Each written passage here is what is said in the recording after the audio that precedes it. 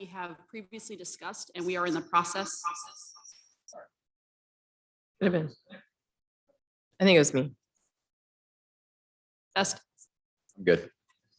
And then looking at our spending priorities to see where we are at, and then to have a broader conversation about how we look at LCAP, board goals, district goals, and spending priorities. So my hope is that we can really ground ourselves quickly through the budget review and the legislative outlook and the forecast in order to spend our time having a substantial board conversation off of priorities.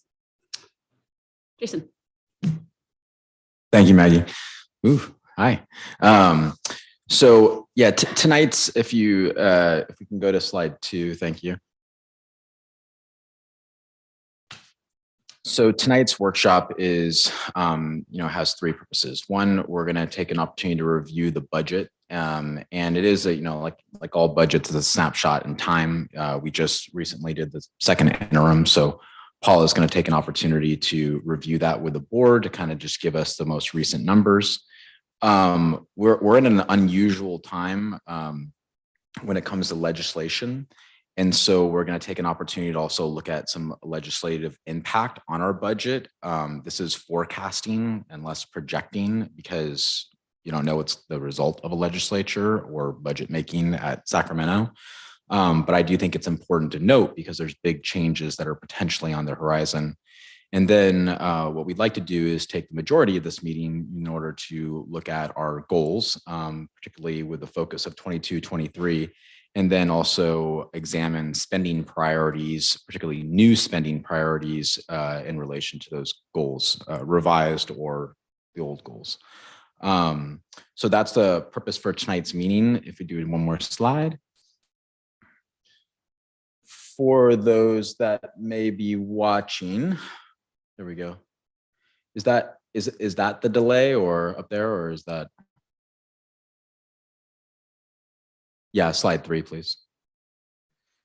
Thank you. So these are our 3 district-wide goals that were established in 21-22. Each of these priorities are the foundations of all that we do. And when we adopted these goals last year, we did adopt them with a 3 to 5 year mindset, recognizing that it was foundational in nature. So we hope to continue to build off that in tonight's meeting. Slide. So next, our distinguished guests, the president of Hermosa Beach Education Foundation, Aaron Smith, and the president of HVPTO, Becky Schulten, are here to talk a little bit about where the organization's finances are and what they're projecting for the current year and future out year. Ladies, would you like to come up to the podium and speak?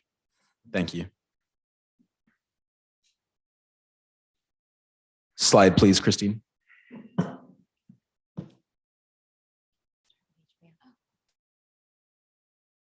Hi, all. Testing. Hi. Try test. Speak up. Hi. Here we go. Okay, I'm Erin, president of HBEF. I'm honored to be here today. What you are looking at here is, I'm just going to talk to the numbers and you will stop me. Thank you.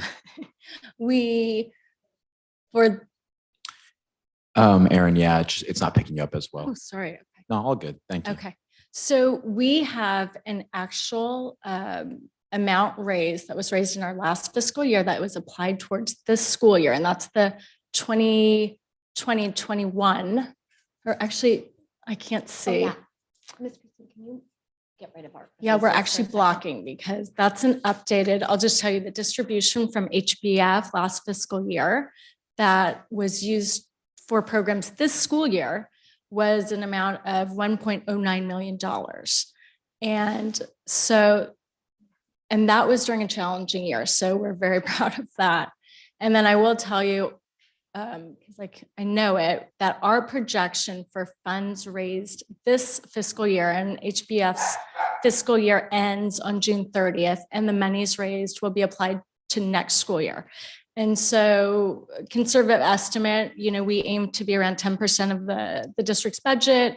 I have a high degree of confidence that we'll be over $1 million. I came in at 1.028. That was run by our treasurer. And I'll tell you what that comprises, that number. It's basically where we are to date with annual giving dollars. 100% of that campaign goes towards the district. So it is a little conservative in that it is taking account of that number as of the end of this month. So if we didn't raise another dollar, it's that component, but that is about half of our revenue. So that's a very important piece of our revenue chart. So that's annual giving. We're happy about that, really grateful to all our supporters. And that's actually up about 30% year over year. And then the next component that comprises that 1.028 is our big event, which in October was Skechers. And great thanks to Carla and Carol for putting that together and leading that team. That brought in $207,000, which was a record-breaking year. We also had a record-breaking number of registered runners and walkers, so that was amazing. So we have annual giving, we have Skechers, we have sponsorship is included in that number. And these events, I'm taking 80% of those because, as you know, 20% of those amounts get wiped into or swept into our endowment.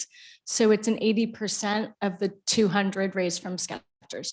The last piece of that is not included is the endowment contribution. The endowment committee will be meeting and they're going to be developing a more formulaic approach towards their component of our distribution. But we could probably guesstimate around, maybe 75, an additional 75,000 to our end of the year raise. So that's where we are with that number. And so I'm here for questions.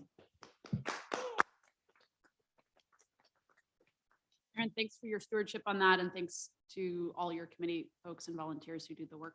Yeah, thank you. Want to open it up to the board for questions. Anyone have a specific question? Quentin?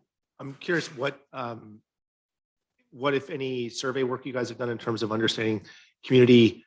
We're here to talk about budgets and priorities, and just curious for your guys' perspective on the community priorities. Yeah, I'm interested in that too. We have not done anything. We thought if we did a survey, we'd probably do it in the summer after we kind of end formal fundraising. I can tell you we're at about 50% participation for annual giving. So I feel like there's a large share of people that we have to do a better job communicating with and making our case to. So I'd like to know, what we can do better to help with messaging. So that's absolutely, I know that Carol did some surveys. It may have been last summer or the year before. But now that we're back in school, I definitely think it's a good time to do it. It'll probably be on the summer. And don't feel bad about the 50%. I think that beats most of our neighborhood areas. I think you guys are doing great. Thanks. Thanks. Anything else from the board? No? Okay, Becky. My turn. All right. Well, I don't probably have any trouble. You can hear me just fine. I like to be loud. So as you can see in 2020, 2021, we definitely did not spend very much money. As you all know why, COVID, and we just really tried. It just didn't happen so much. But this year we're also a little down. We were hoping to spend over 200,000 and we're only tracking to about 160,000. There's lots of reasons for that. New president, new principals, everybody getting their feet under them and figuring out how this actually all works. We're actually in a crunch right now to try to get more teacher grants approved and spend all that money. We really don't want to carry any money over for next year, but we probably will a little bit, and that's okay. We are looking at a projected budget next year of 248,000, which is huge compared to, 2017 was 143,000. So we're like $100,000 over what we were just 5 years ago. It's insane. But that's just a testament to the families in this community and their willingness to step up and help PTO make sure that the school family is having lots of fun and having lots of school spirit and all those great things. So we are really pushing before this end of the year to spend as much as we can in a meaningful way, of course, and hoping that next year we can really blow it up and really, really spend our budgets thoroughly. One of the things that will happen next year, because we weren't able to spend, we likely won't be able to spend most of this, is that we'll have another large special projects reserve fund, which will be great.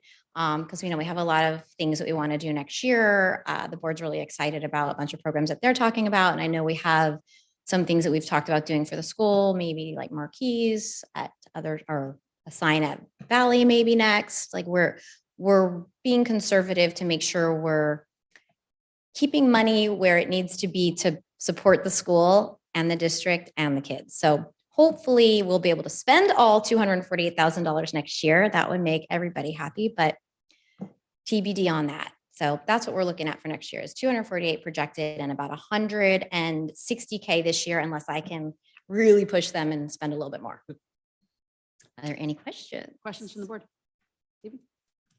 Thank you. I was going to say the priorities are listed in the funding aspects, and you mentioned special projects with regards to the sites, and obviously with the expansion to Vista as well as the new construction at View.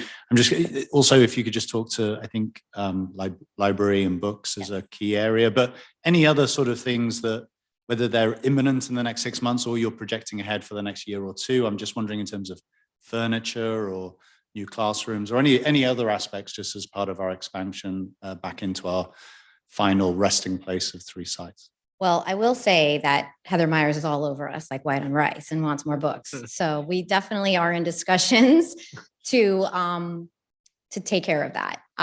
It's a big priority for us to make sure all of our libraries are fully stacked for our kids to be able to go in. I think she's looking at like 10 books per pupil, which is a lot, but we are up to the test to make these libraries awesome.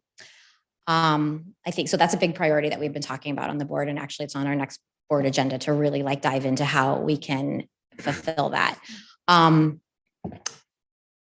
Furniture, things like that up at View, we really haven't discussed too much of it. I know we just approved the PE shed and we approved the marquee up there.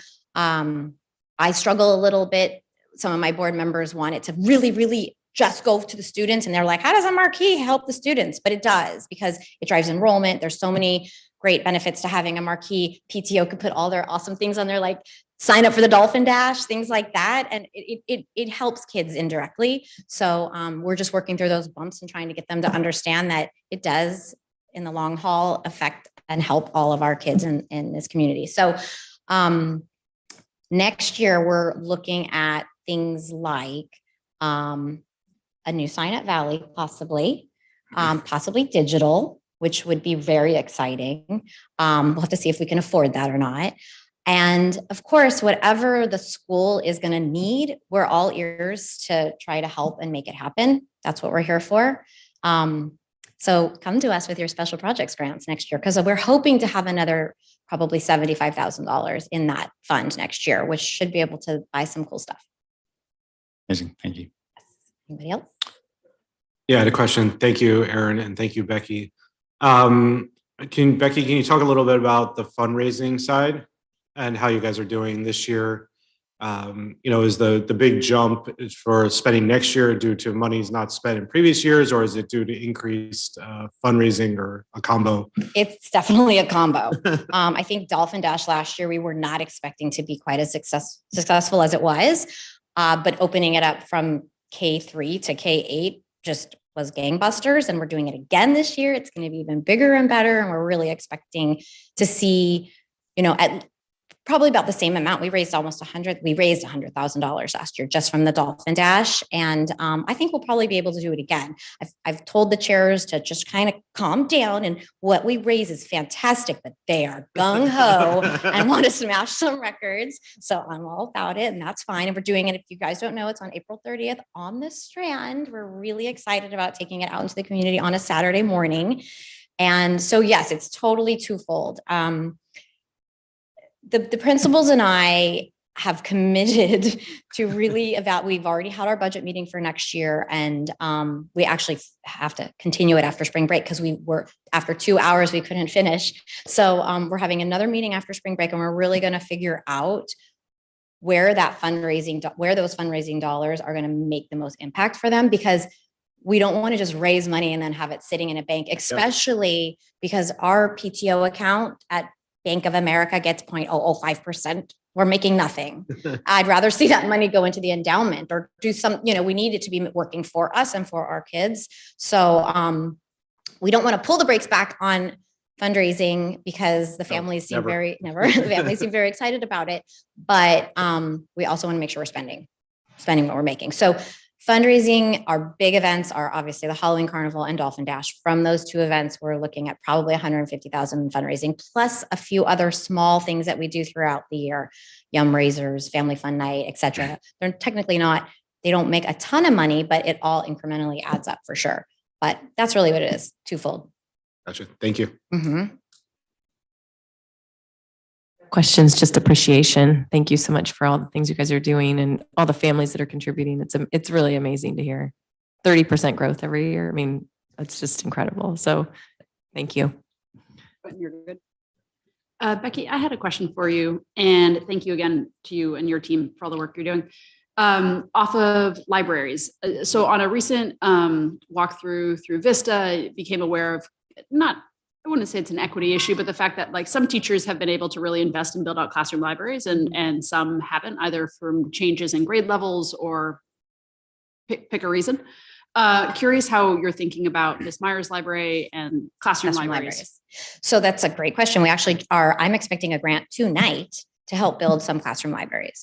That we kind of do through the teacher grant process or through special projects. But I actually last night approved a grant for our Spanish classes to get a new book that is written by somebody who lives in Hermosa Beach, I want to say.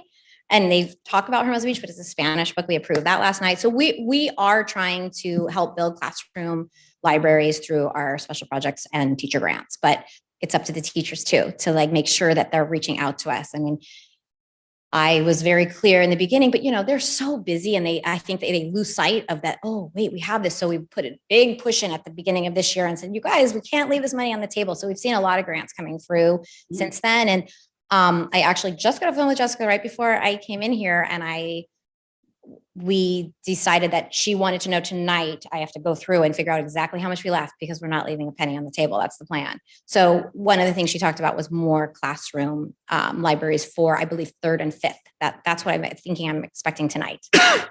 Hopefully we get it. Anything else from the board? Stephen? I'm just curious, I guess, thinking ahead, what are the things that keep you awake at night? I'm sure there's lots. You really want to know? But also conversely, what excites you the most? So I guess it's sort of like and I say that in the framework of how do we support you and can think about things differently? Becky mentioned information, and critical touch points are particularly when it's back to school and it's parents like physically in a room, because sometimes people can tune out of emails or whatever else. So things that you're thinking of, like kindergarten enrollment, we moved it up 3 months, and we're sort of radically over redoing things.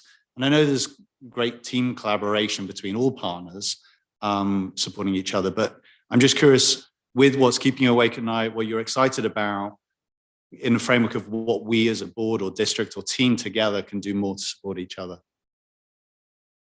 I'll tell you what keeps me up at night. Yeah. One of the many things. Bringing new young families into the volunteering fold. It's harder and harder as we see more dual income families, and I don't know, just everything that's gone on in the last few years. It's not so challenging to find people who want to be in the classroom or at the school site with their children, but getting people to help do things, planning things, being on boards, chairing events, that has been somewhat problematic, trying to find people. It's the same old thing. You always hear it. It's the same people doing the same, and we really are going to make a concerted effort to really try to pull in the little young ones who have the young little kids. Erin's helping me. Right. And she keeps her up at night too. Among other things. That's great. So that's really, I mean, for me, that's it. It's not fundraising. Clearly, we're Yep. doing great. I don't think it's a education piece on, especially from PTO. I think HBF always has, we, have to keep explaining the difference between us and why we're so important together. And, but I think we've kind of got that down. I feel like to get people to understand, they actually just have to open their ears and listen. Sometimes there's not a lot of that going on, but we got to get new families involved. We got to get those younger families involved and get them excited and make them really understand why they need to be involved. Okay, great. How about you, Erin? I think for me, it's the mental health of our kids. Even before the pandemic, we saw the increases. It's a big deal after the pandemic, even more so. I don't know. I feel like if we're not addressing this in the schools, then where else? I'd like the schools to think about themselves as a first line of defense, surveillance system for kids. I'll paint a picture for you. The last 2 years, parents got an inside view into the classrooms, which was really unique. And if you didn't appreciate teachers and administrators before, I don't know how you couldn't after. They're up there with the nurses and the healthcare workers and all the people that work through this pandemic and in hard circumstances.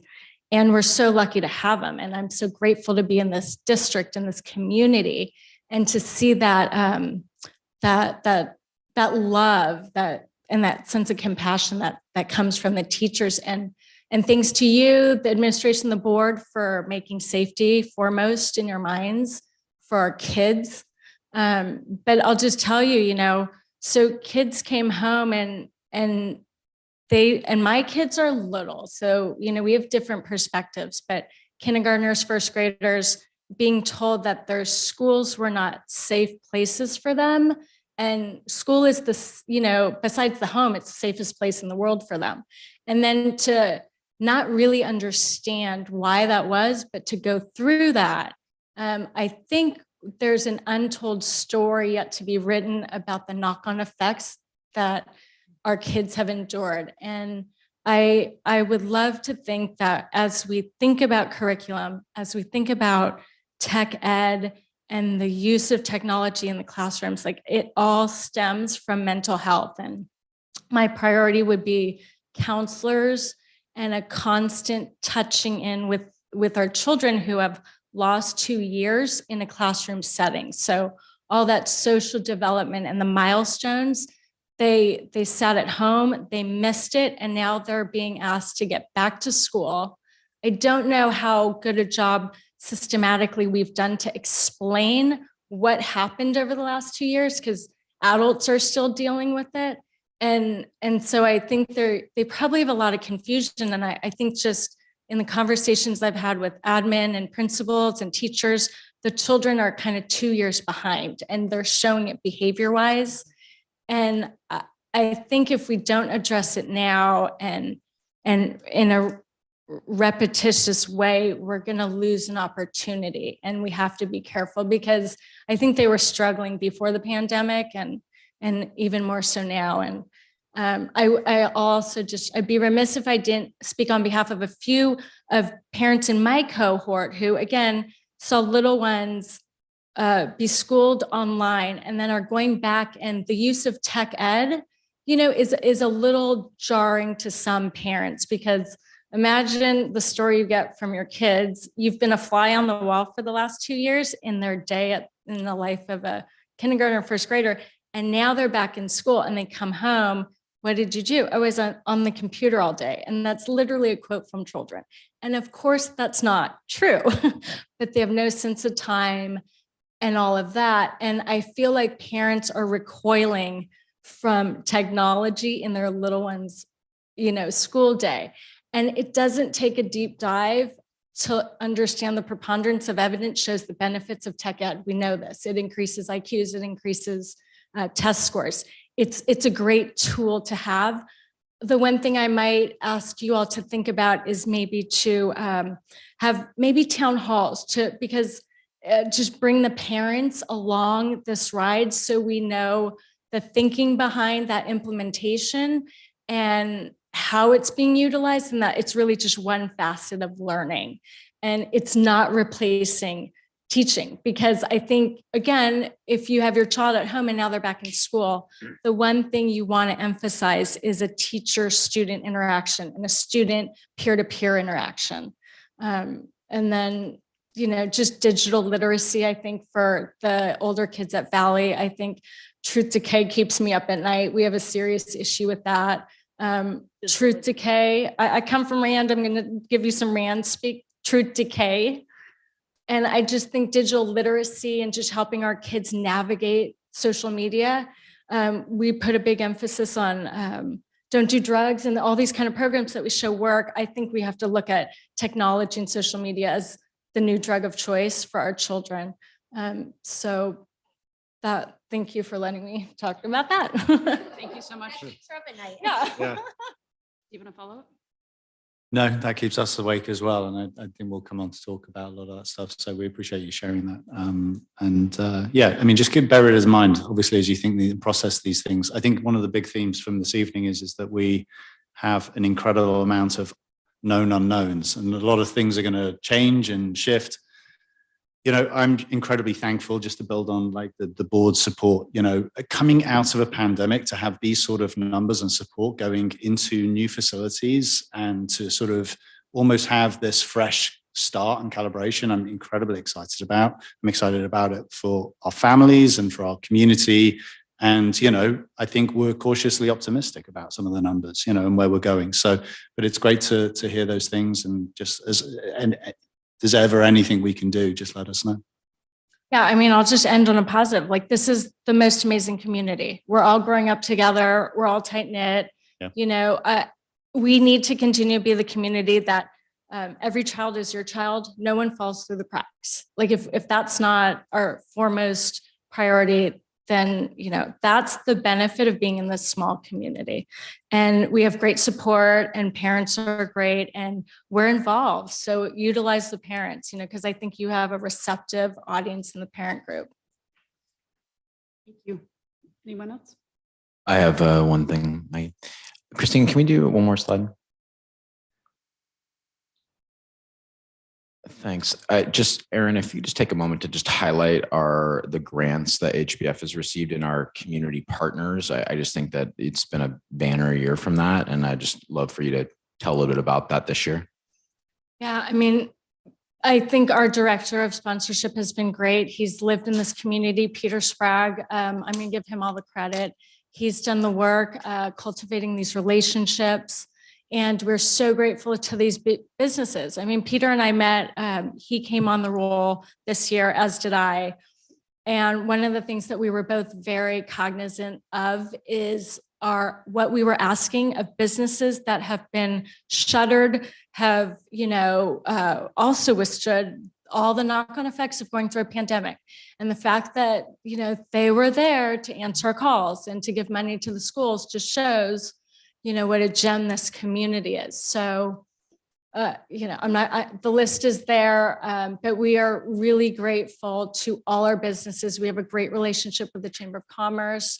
They're a great advocate for us. And a lot of these businesses have children in the school, and they see the symbiotic relationship with raising strong students and having that be a benefit to a community at large. So we're ever grateful to these businesses coming out of extraordinary circumstances to still have the public schools at the top of their list. So a shout out to all of them, and again to Peter. And I just want to take a moment that, we're always looking for ways to further engage our partners. For example, the CEO of Marlin Equities recently volunteered to come teach a lesson in Miss Brown's class about financial literacy. So we're just continuing to look for ways to be, better partners ourselves with our business partners in Hermosa Beach. Thank you so much. We're in for a long night tonight, so thank you for your presentation. Thank you. And for all you guys do. Yeah. So Thanks to you guys. thank you guys. Thanks for your support. Thank you so much. Yep. Thank you. Next slide, please. Hi, I guess it's my turn, huh? Okay, so we're going to go through a few slides and recap second interim and some of the key points. Next slide. When we talk about discretionary budget, 6% or $900,000 is our discretionary budget. 81% of our budget sleeps and eats. That's our teachers, our administrators, our paraeducators, our M&O staff, our food service people. It's all the people that work for us. Takes up 81% of our budget.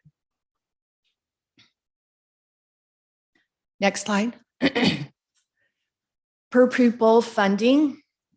This slide demonstrates a comparison from year to year. So this is the intent of this slide, is for you to be able to compare year to year expenditures per student and year to year revenue per student. The blue band, of course, is your LCFF funding. The orange is other state and federal funding. The gray is HBF and other local funding like leases and miscellaneous local income that may come in. And the gold is the shortfall between the two. Next slide. When we look at the district's grants, COVID has been good to us. Over the course of the last year and a half, we've received $1.5 million in one-time funding that has helped the district run programs and do extraordinary things with our students. In addition to that, the governor added a new program, the Expanded Learning Opportunity Program, or the ELO, which again, additional money, $50,000 for this year. And just after second interim closed, I got a grant packet from the SELPA for an additional $50,000 for special education funding, which will go towards staffing. Next slide. These are our assumptions that were built into the budget. The governor's budget of 5.33 COLA in 22-23. And we're using our conservative enrollment projections for budgeting of 1223 and our ADA of 1176. As we know, enrollment is key. As of today, our current enrollment for 22-23 is 1222. So we're cautiously optimistic that we will meet our conservative goal for sure, and that we'll meet the moderate goal as well, which will be 1253 moving forward. Next slide. CalSTRS and CalPERS are built into our budget. They have grown year after year and doubled in the last decade. For 22-23, the rates have increased to 19.10 for STRS and for PERS 26.10. At this point in time, the governor has not proposed to buy down those rates. So the district will be absorbing all the additional costs, 100% in the budget. When you look at our multi-year projections, included in the conservative enrollment projection is the COLA. What's not included in the budget is any negotiations that we have with the union. Next slide. Sorry, Christine. And no, this is the current funding model. So what the LCFF funding is. Does not include any potential increases with any of the legislation that's on the table. These are harder numbers. Later in the presentation, Jason will share some forecasting numbers based on the different legislative models. Projections versus forecasts. Revenue for economic uncertainties equals cash. Cash is king. We need cash to operate daily. So our revenue is our cash. And we look at the 22-23 year with, sorry, Christine, what slide? 3 3.9 million is in our reserve for economic uncertainty, which represents roughly 3 months of salaries and expenditures. And then you'll notice year over year, the REU percentage is decreasing and projected to close out 23-24 at 23%.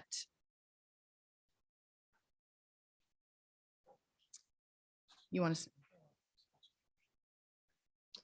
And it is a recommendation by the state and school services that smaller school districts should hold a larger reserve to be able to address cash flow, uncertainty and emergencies, as it's called, uncertainties. What if we had a large special ed settlement that we had to pay for? What if we had a huge plumbing problem or anything? We need to be prepared to able to address those with our reserve.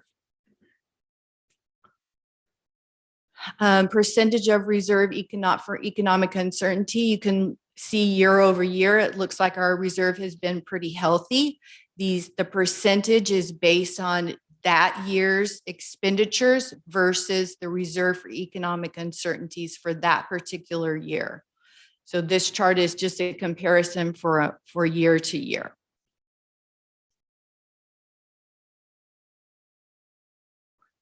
When we talk about budget cycle, typically where the business office is in 2 budget cycles, depending on what type of time of year it is. So currently right now we're in the current year, but we're also building the next year's budget. And then at other times during the year, we're in that budget, but then we're closing out the previous year. So we kind of have our feet in both years at all times. And the budget cycle is unpredictable. We could have large swings of expenditures and we could have swings in revenues like I spoke of, where just money just happens to be coming our way due to the pandemic, one-time funding. Yeah. And I did share earlier about the SELPA money that just a week and a half ago, we got a grant from them for another $50,000 for our special ed department.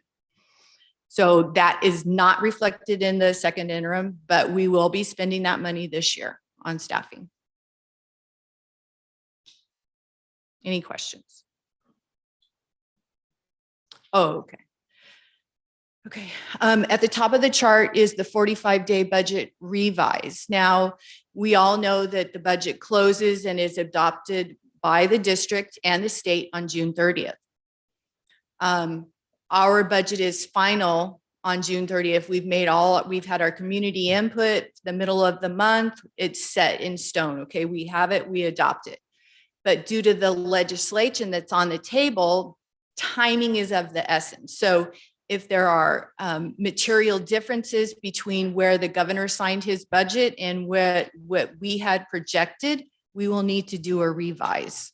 And that'll come in September, or actually August, it'll be presented. So the month of August and July, we'll be preparing that. Thank you.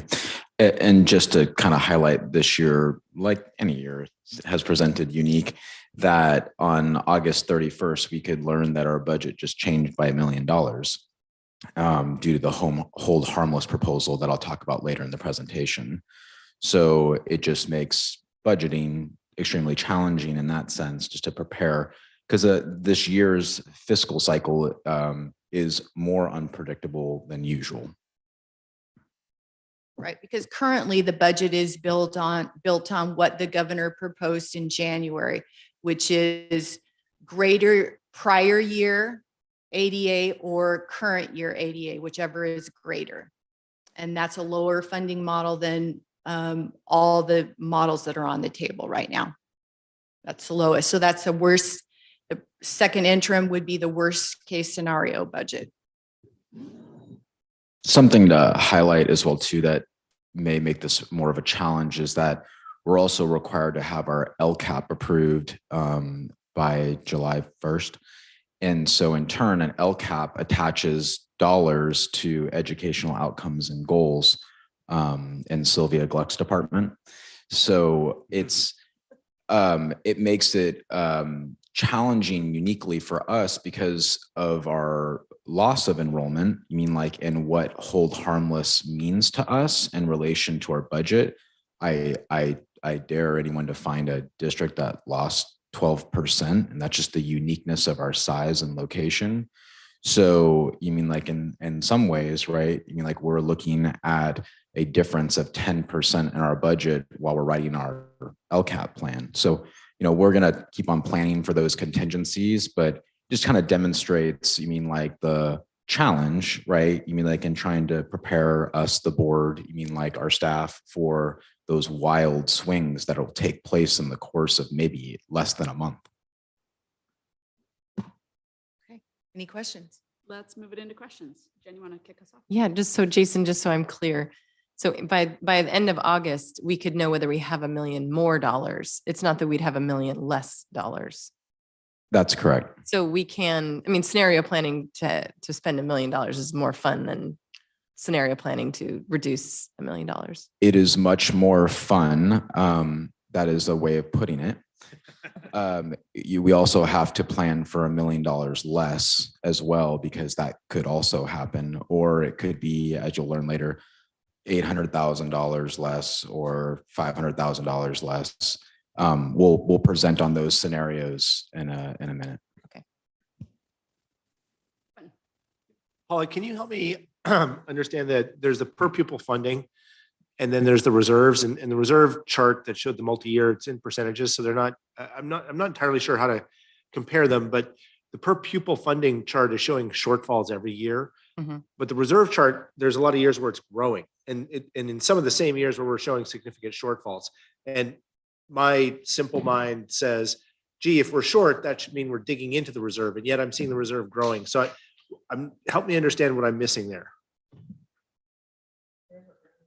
Yeah, so these two charts, like when I was presenting, they're meant to be compared within that chart and not compared to each other, because they're totally different things. I see how you would want to compare them, but the per pupil funding is compared to year for funding and expenditures.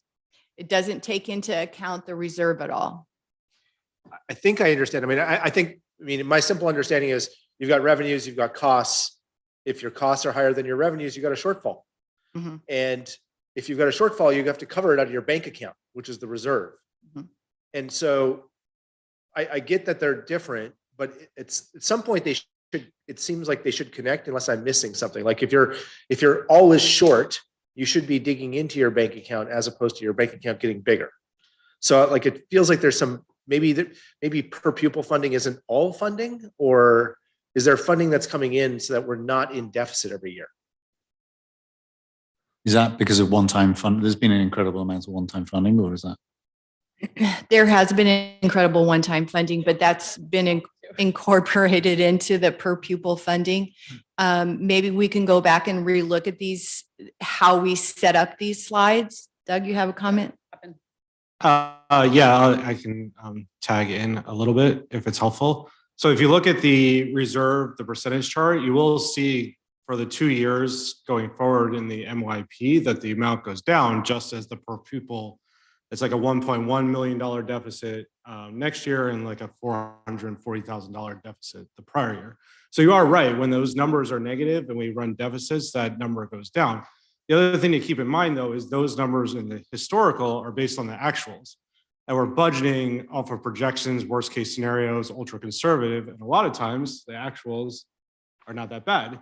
And we find ourselves with surplus because we got one-time funding, or we got this, or we got that, or, something else. Something changed. During Something the year. changed, and, our actuals were positive, and therefore, I was The looking at a reserve was historical year though, and we can take this offline. We don't have to go down this rabbit hole tonight, but like in 1920 in the per pupil funding chart, we're showing a shortfall of, I think that's $1,300 a pupil. And in 1920, we're showing a big increase in the reserve. So that's where I'm disconnected. Well, one thing is that I would notice that the percent on a reserve is not necessarily like just like more cash each and every year because the reserve is calculated based off expenditures in relation to relative cash flow. And that also varies. So yeah, I think it would take us down a rabbit hole. I mean, like, but we can continue to look at that. I mean, like, the per pupil funding, the slide is really just to kind of demonstrate for, I think particularly for the Ed Foundation, just sort of like where we'd like to go and like what that shortfall is. We didn't really interpret it as a tool to be able to compare to our reserves. So we'll keep on taking a look at that and see if we can better align those things.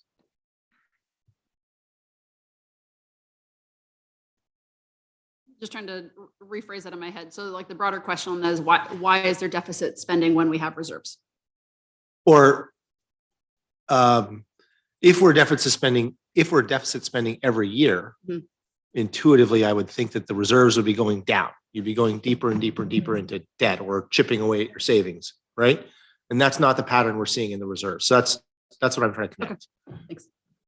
Other ways to dig in off the budget, and we can come back and we'll note that for another point. Budget reserves, multi-year projections. I think it's really interesting off of the projections that they put forward. So we have a lot of different scenarios we're looking here. Does anyone want to dig into these assumptions or projections that we have? Stephen. I was just going to say there's a lot of moving parts, Paula, as ever. Thank you for putting all this together. One thing I wanted to just ground myself on, because for anyone tuning in, but it's also just good to always understand the dynamic of where we are as a district and our unique factors, is that per pupil funding. And the reason why we're sort of so unique, we don't have a high school, the way the LCFF is calculated, the fact that we can't tap into basic aid, which is around property taxes. So it's sort of this multitude of factors that unfortunately become sort of headwinds, which I think are always, I'm looking at Erin because that's the story she has to tell. And it's interesting. I know that I recall always seeing the unfortunate data that compounds that is the fact that California is at the bottom practically of the US in terms of per pupil funding. I mean, New York, I think, and East Coast states has like $25,000 per pupil funding. I mean, it's incredible. And then you look at places like Laguna Beach, Palo Alto, they're also in the 20s, but they have basic aid, they have other factors going for them. Then you have the LCFF and the fact that we don't have that unduplicated student count and the other factors that sort of weigh into that.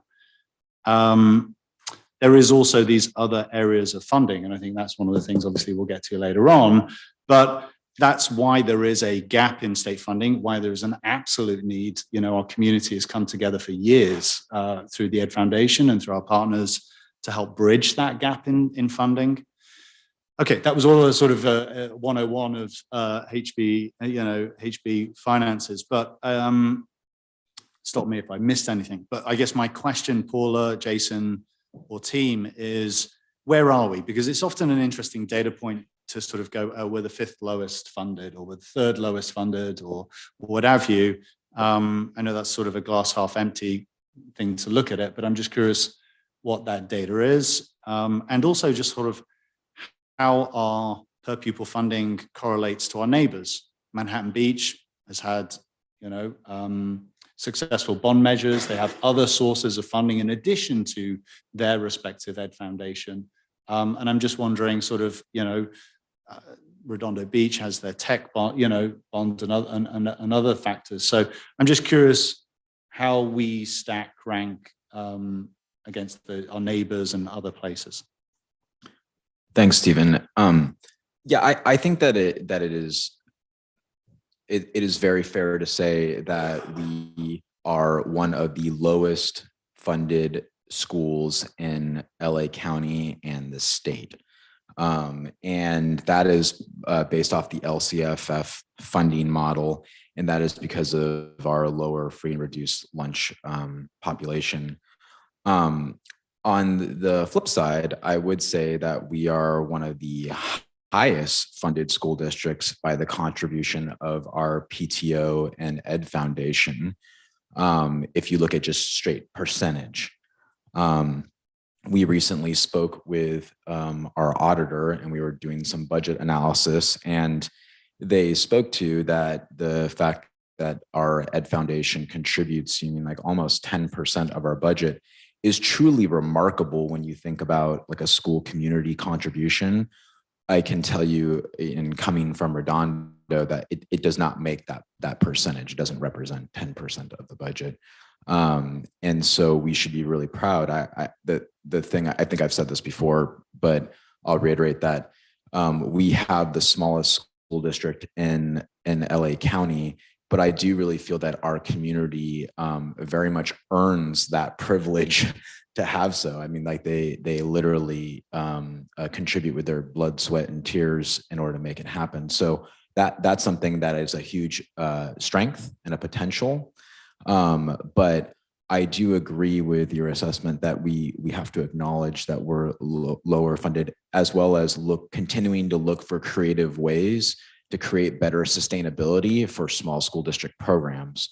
And that's alternative revenue, one of which is, for example, the endowment, right? Like that is like a long time project that the community has worked to have as an ongoing support system. But there are others, and you're right. Manhattan Beach, for example, is, I think, in the process of passing another parcel tax in collaboration with the city and residents. And that is how they get around also being one of the lowest funded school districts in the county and in the state, because their free and reduced lunch population is almost, or I think equivalently as low as ours. Thank you. And I guess that's our typical, that's always the typical story. I guess the flip side to that, and the glass half full, is that things seem cautiously optimistic. And I think that's, that's testament to administration and management of our budgets. This year, we've not had to give any layoff notices, which, that sort of process is always hard. And so that's a real positive. And the enrollment trends and other things that I'm sure we'll sort of touch on, TK, Kinder, et cetera, like that's our shoots of sort of growth back into things. And so, I think that with those reserves and bridging into increasing enrollment and leveraging now the new facilities we have and the great programming we have, cautiously optimistic. Please do, Aaron. And thank you for sticking with us. Aaron, you just got to flip that switch, and if you can't get it, I'll come up.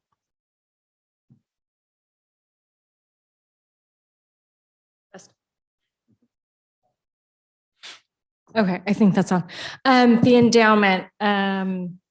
This is an interesting and a great resource for alternative revenues, and it's kind of a longer term project. It's been on my to-do list, a dedicated endowment campaign, and I've spoken to our chair of that campaign, because I think what would work best is kind of a working group among board, district, because I'd like everyone's kind of buy-in, because before you go out and ask for millions of dollars, and we're going to need to cast a larger net outside the South Bay.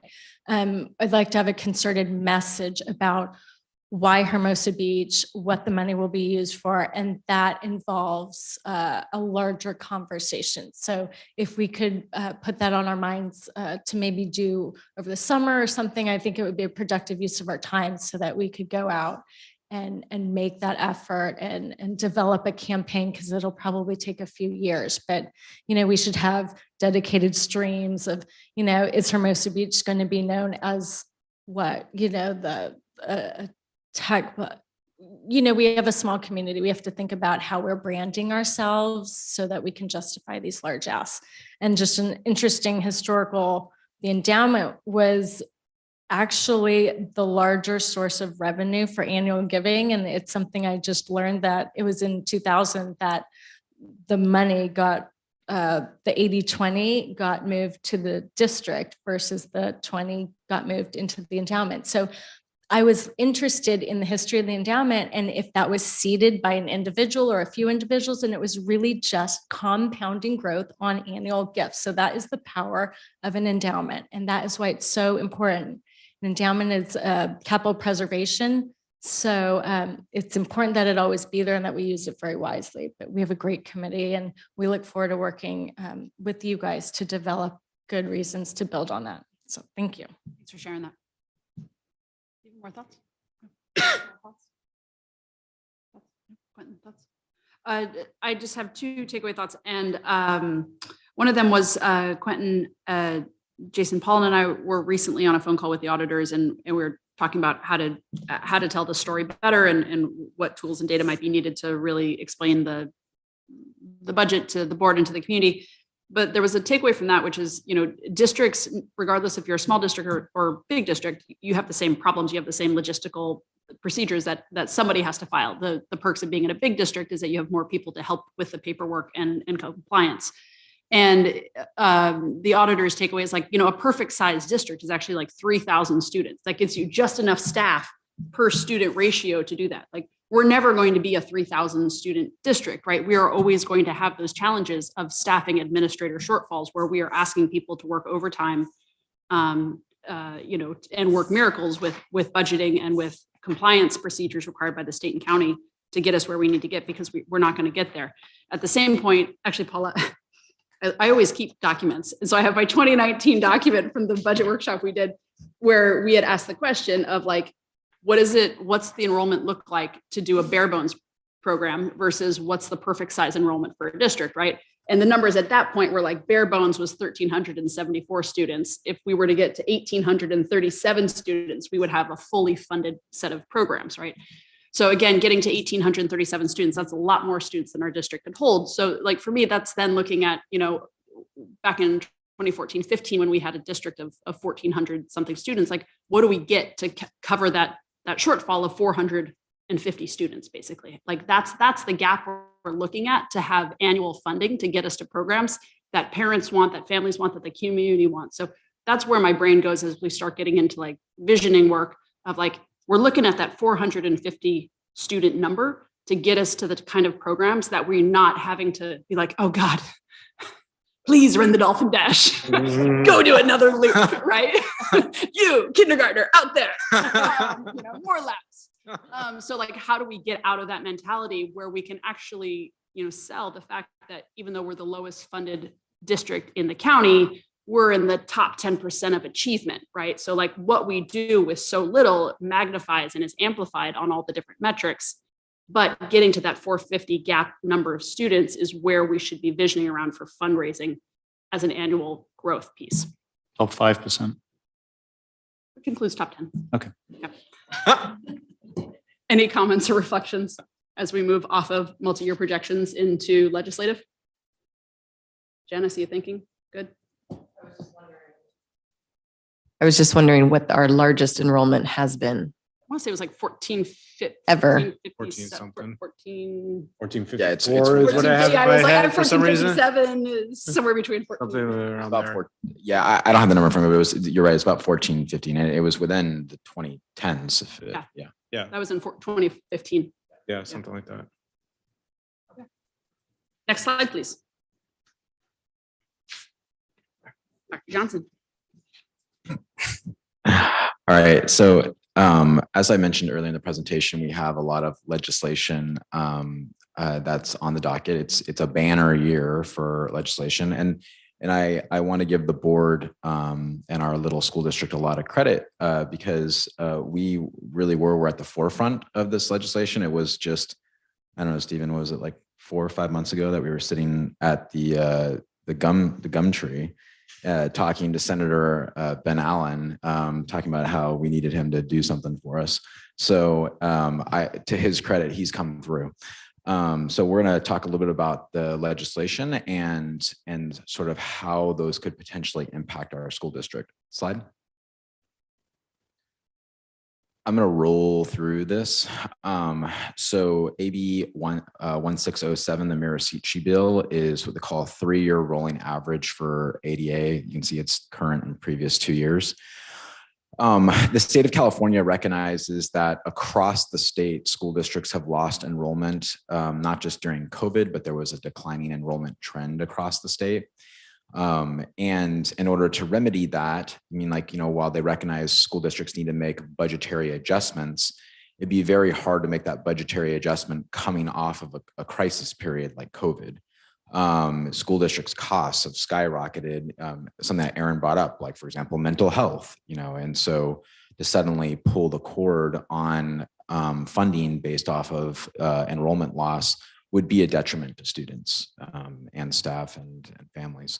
So the rolling average, would create maybe a softer landing, so to speak, when it comes to calculating districts ADA, and we'll talk about the implications of that financially later. Mirasucci kept going though. He also proposed AB 1609, which is effectively a hold harmless. You can see the calculations there. Where the Mirasucci bill differs from the Allen bill is that the Mirasucci bill allows districts that have grown to also get their ADA in an out year. That is not relevant for us, so I won't go into detail about it. But for us, going down to the Allen bill, the bills do effectively the same thing for us as a school district. We support both. We've written advocacy on behalf of both. And the hold harmless going into the 22-23 school year, we'll also talk about the financial implications of that. And just to clarify, hold harmless means that we would be able to take the greater of our ADA number for the past years you see there, that being 1920, which was 1306. 1308. Thank you. Yeah. So the next bill is SB 830. It's the Portatino bill. This is enrollment-based funding. So California and a handful of other districts are the only states, other states are the only states that calculate on what they call the ADA, or the average to daily attendance. The purpose behind ADA is to ensure that school districts are getting their kids to school. But many states and California legislators and educators have pointed out that this is very problematic, especially in the era of COVID, where attendance is getting out of the hands of school districts. And school districts still have to pay for services regardless of whether or not kids show up. It's not that mid-year when I realize that some of my students aren't showing up that I can cut X amount of staff like a private business could, right? We have to pay for our customers regardless of their attendance. Now, this school district is part of a model school attendance review board, and we work hard and do our due diligence to make sure that our kids attend. Case in point, we are reporting a 95 to 96% ADA in the period one, thank you. And that's at the height of COVID. So we're doing our due diligence there, and many school districts are also doing their due diligence as well. So enrollment-based funding makes much more sense for us, and we would be higher funded at enrollment-based funding. And it's not unusual for states to fund schools based off of their enrollment. And then finally, the governor's budget proposal, it's at 5.33% COLA. I know that we look at last year as they called it the super COLA, the 5.07%. Yes, okay. But that is a little deceiving because there was no COLA for the prior year. So really that COLA was split in two across 2 years. The 5.33% COLA this year truly is a super COLA because it really is a 5% COLA increase, and it's not split across 2 years. So the state and the governor are proposing something very generous. But on the flip side, something we have to note is a lot of this COLA is going to be eaten up by costs, particularly costs that were based off of COVID and the one-time fundings that we received. It's not suddenly that we want to pull the plug on all our one-time spending programs that we desperately needed in order to support students during COVID. For example, as Aaron brought up, mental health services. So the COLA is great. We're excited to have it, but one of the reasons that hold harmless is so important to us as a school district is because we were still very much in a crisis situation. I mean, like, it's just now playing out on the school campus, and it's the after effects of COVID. Slide. If I could, just a quick second. Yeah. Jason, I checked in with the ledge teams on this. And so right now, Al Maritsuchi's 1607 and 1609 have been referred to Assembly Committee on Education. They're supposed to get a hearing next month. So there's either on 420 or 427. So that's exciting that they go to committee. Allen's bill is awaiting a committee assignment on the Assembly side. So it's passed out at the Senate. It's in the Assembly now. Portantino's has been re-referred to the Senate Education Committee, and amendments were made. So that should be up again and still then has to go to the House. But if Ben Allen's bill makes it out of the Assembly Committee, it'll likely be incorporated in the governor's budget. So right now, the leading horse Yeah. is Allen's bill. Yeah. Alan. I mean, who knows? But that's what has the most traction right now. Test. Okay. Sorry. That would have been not good. Thank you, Maggie. That's really helpful. And yeah, like that, our understanding to share that Alan's bill is the lead horse, and that's good for us. And it seems like as well too, Maggie, correct me if I'm wrong, like my interpretation of that is that Alan's bill is running alongside the budget proposal as well too, which makes sense because it's going to have a dramatic impact on the budget. So governors may revise May 15th. Yes, May. May Yeah. 15th. May 10th. We'll hear May 10th when we'll hear the next update probably on that.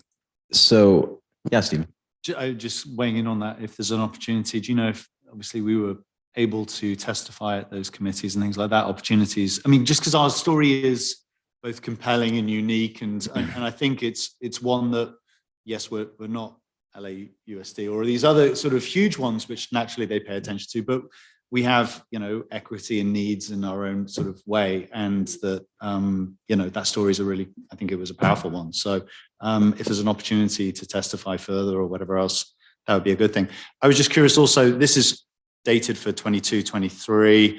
I was curious if we know what else is further out, maybe not in this fiscal cycle, but further out. And I say that because CSBA was putting off its full and fair funding to the November election for 2022. Originally, that was like back in 19. Everything got shifted and whatever else. They're not bringing it up for this year. They're not bringing it up Because of all the one-time monies coming out with Maritsuchi, Portantino. There's so many competing bills for one-time money that Okay. I didn't think it was wise to introduce something. another layer of. Okay. But hopefully in the future. All right. Back to New York getting 25 grand and whatever else. Yeah. Okay. Like soon. Yeah. Yeah, and I think that Stephen raises the point as well too, is just that other states fund their education and a per pupil funding in a much richer way. Yeah. Then we need to talk about Prop 13. Come on. Good stuff. Yeah. We're on schedule. We're still on schedule. Okay. So these are softer numbers, but projections that we calculated the potential impact of these various pieces of legislation. And I won't go through them deeply. You can kind of see, like the differences in that. The only thing I would note is that the 3-year rolling average ADA is more of a moving target as far as, benefit goes. Because that's going on year to year. The hold harmless bills, it's $1 million. It's $1 million in the course of the year. And it also is a one and done. And enrollment based funding, same thing. I would say it's less of a moving target just because it's not calculated on per years, but that could have, pretty significant implications for us.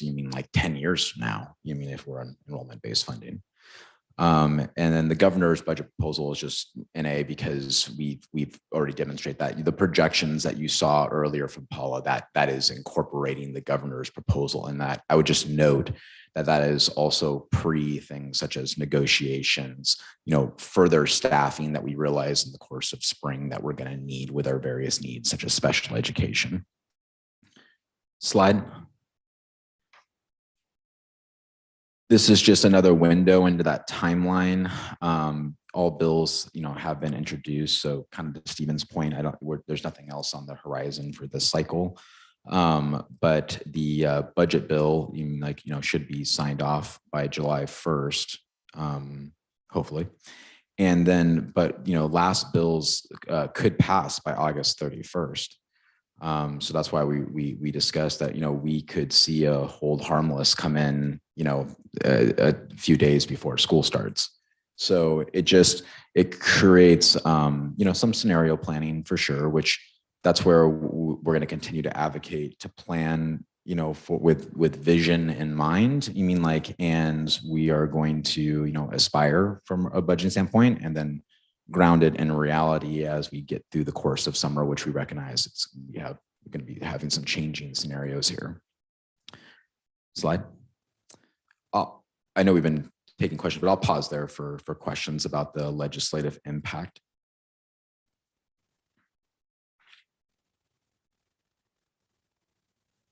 I feel like it's the next couple slides that really get into it. Let's Yeah. do the forecast as a way to, and then we'll take a break after forecast.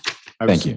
I was just going to mention, we have a board workshop planned for first week in August, which seems opportune, right? I mean, obviously if there are updates between now and then or as they come up or whatever else, but whenever, we're going to go through a lot of data and a lot of scenario planning to your point, but then, we really won't know where more of the goalposts are until that time. So whether it's that session or another dedicated session to get into things, I think, it's good to sort of plan ahead for that as well. If we have further questions or things we need to figure out between now and August that are in our control or things that we do want to figure out, to Quentin's point, in the past, HBF has done surveys, we've done surveys, we do, but more pointedly based on the things that we want to sort of either think about with that vision or where we want to go. So that's just something that is in my mind. Except for LCAP by June 30th and budget by June 30th. Yeah, and we can talk during the course of our goals conversation about the impacts of LCAP, which is the foundation document for expenditures. And we, I think are still planning for aspirational here. We'll draw down as necessary and make it work. But I would note as well too that I think this is to Quentin's point, that we view this coming year and the following, as opportunities to utilize our reserve to bridge us to a better enrollment program. That was the story last year, and that hasn't changed. It's a bridge, it's not a highway. So we have to view it as a short term to get us where we need to go.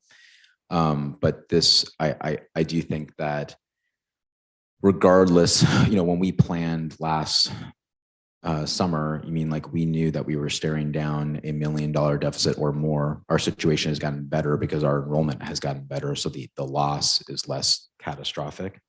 But I do think though that we should, the hold harmless buys us a longer bridge. But ultimately enrollment has to go up for us to retain the programs that we want. And then we're still reliant on, our Ed Foundation PTO who work tirelessly. And I think we've contextualized their contribution in this meeting as well too, that it is unusual to have that level of contribution from your community. So I think there's a lot to be proud of, and I think we're moving good, and we have a good plan that I don't think that if we don't see hold harmless that it's and all bets are off. I think that we proceed with our plan. But we have to temper it in the longer term. Slide, please. Thank you, Christine. So I just want to preface this with it's a forecast, not a projection.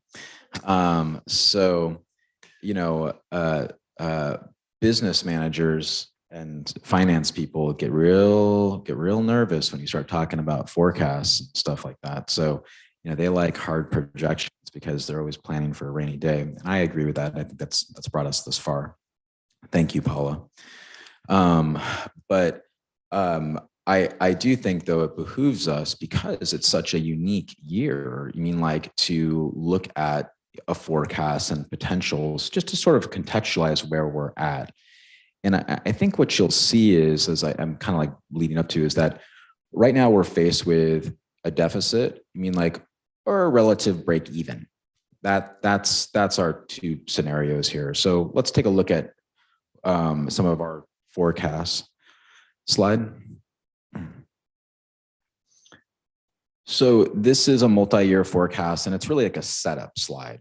Now, you'll notice that in our earlier slides, when we were projecting, we based that off of the conservative enrollment projection, which was from Decision Insight that we showed to the board back in January.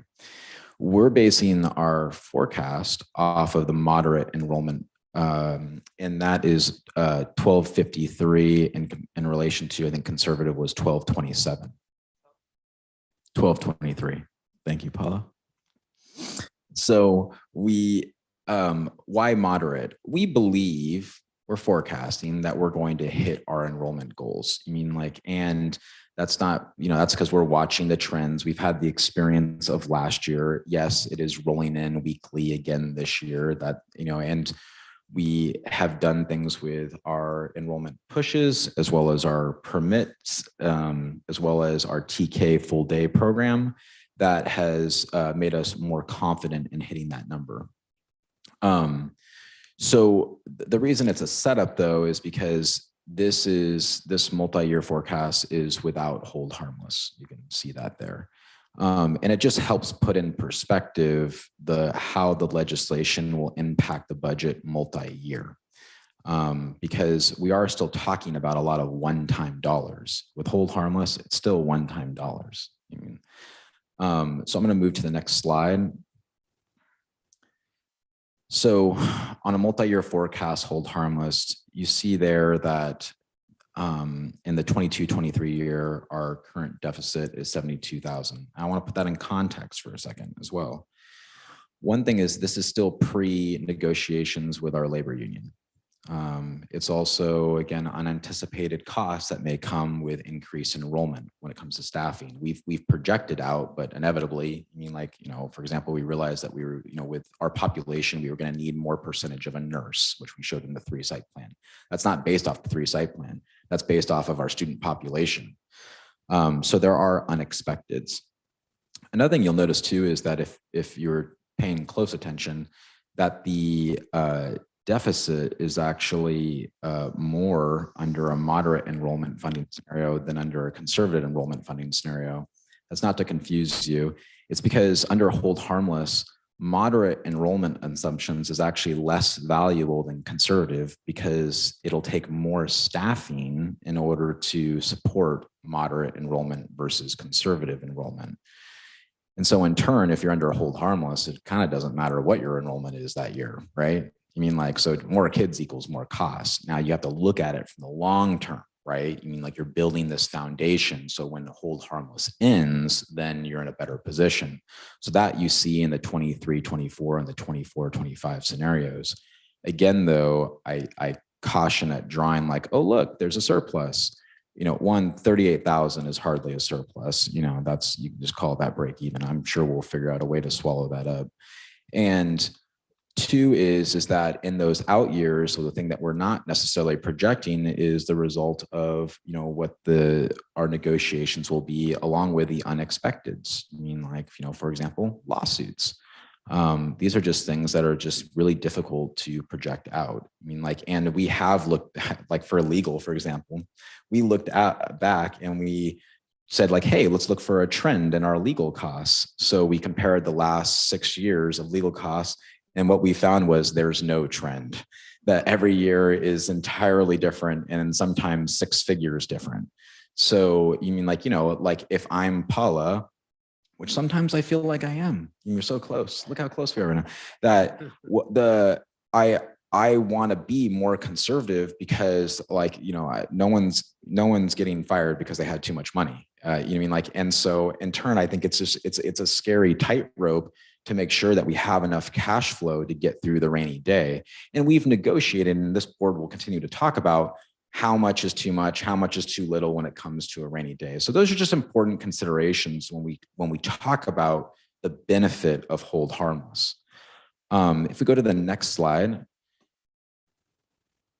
rolling average, which I do think is a viable long-term solution for California and dealing with its enrollment trends, but it's kind of trickier to calculate, and we had to do some guesswork, honestly, in order to try to create like a projection or forecast like this. So you can see that it's still a loss, but it's a loss that is balanced by the years where we're still held harmless. So if you think about it, like when you look at that 22-23 year, the prior 2 years are based off of 1920, 2021, which are hold harmless ADA years plus our current ADA.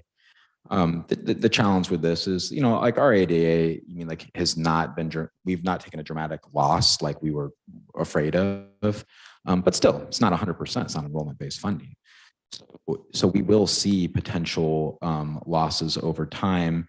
And I don't think that under the rolling averages, I've clarified in each slide that this is necessarily the worst case scenario in this forecast. I think that our expenditures are likely to go up in each of these forecasts. So just something to keep in mind, and you can see.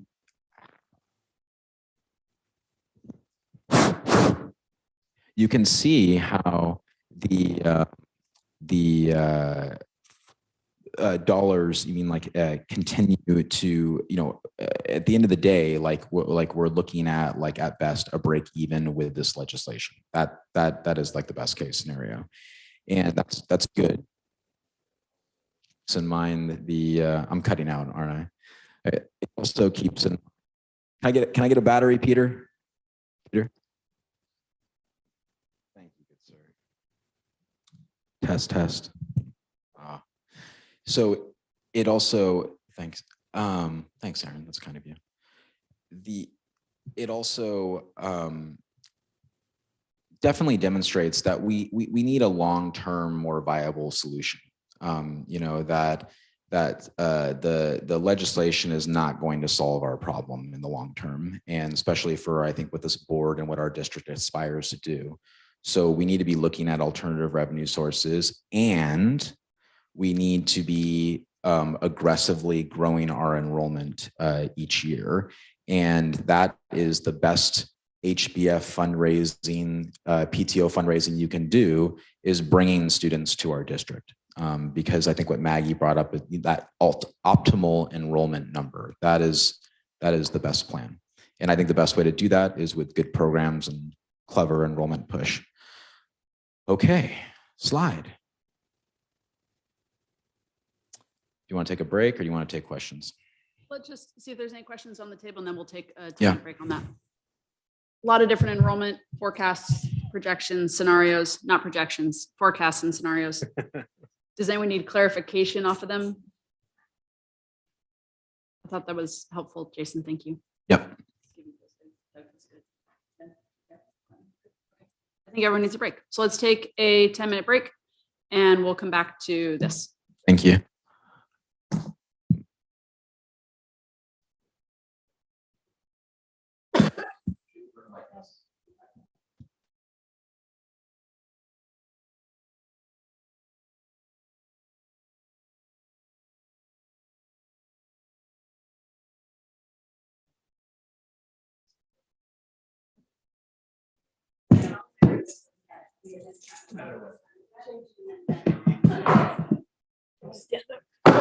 Need more water?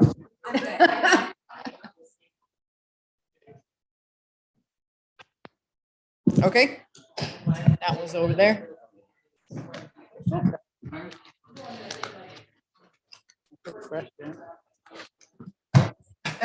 So why wasn't it working?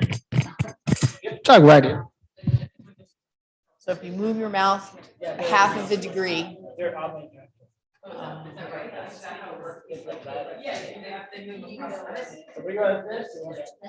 Okay, we won't be hearing nothing.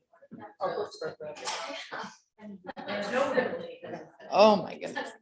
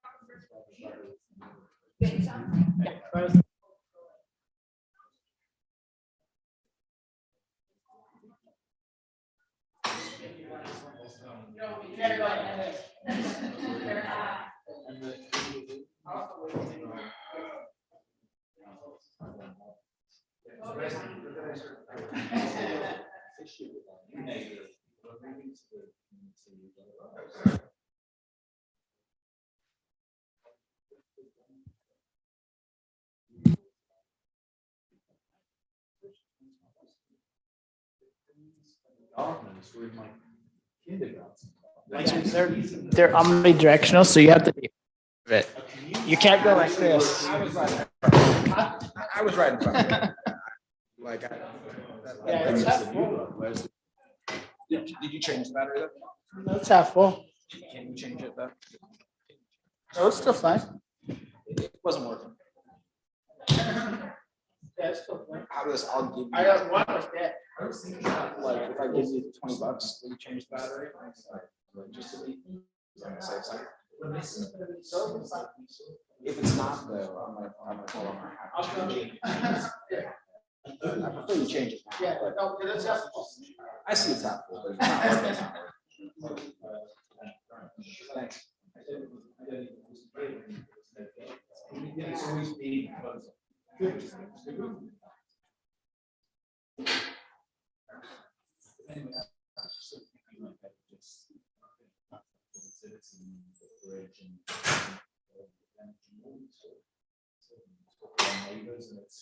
It's not just parts of the sort of it's just general bounce on the street and out with friends and at park theatre.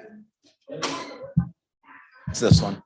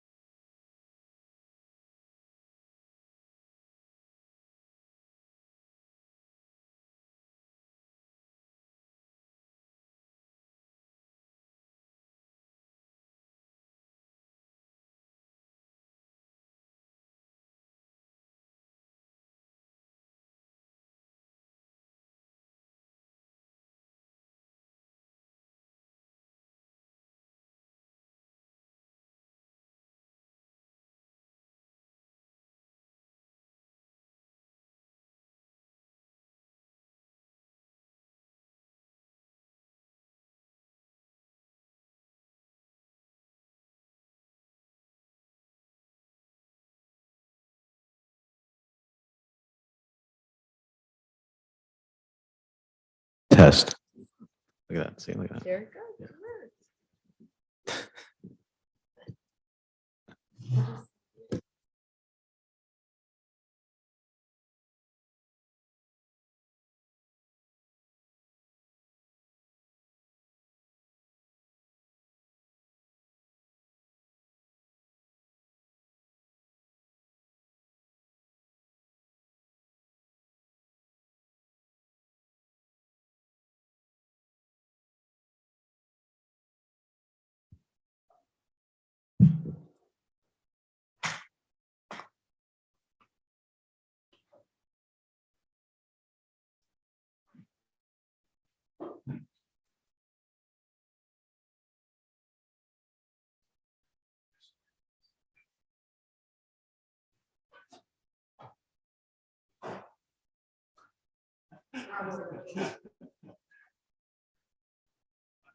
I had more than my share already, actually. They're vegan. Vegan fruit gummies? Vegan fruit gummies. I hate the beef flavored ones. I just know he's very, very particular about his sweets. I figured if they're vegan, that means they're good for you.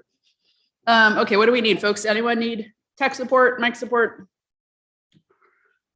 That was our break. So here we go. Hammer through. We're working through it. We're gonna pick up. Christine, what do you need? Are we? You let me know when we're ready.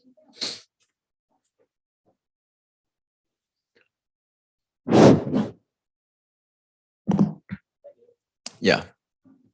Just want to make sure I'm talking into the microphone.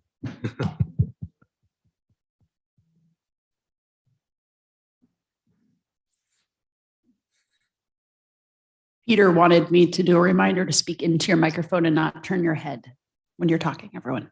Thank you. I will keep my head faced just towards Maggie. You were right there. Okay, we left off right before the break doing financial forecasting, looking at the different scenarios and impacts to the budget based off of legislation that's coming forward. I do believe there was one more, at least in my packet, we have the projected cost. Were we going to move that to a different area? No, that's part of here. That this was like the hanger slide that we couldn't figure out a good spot for. So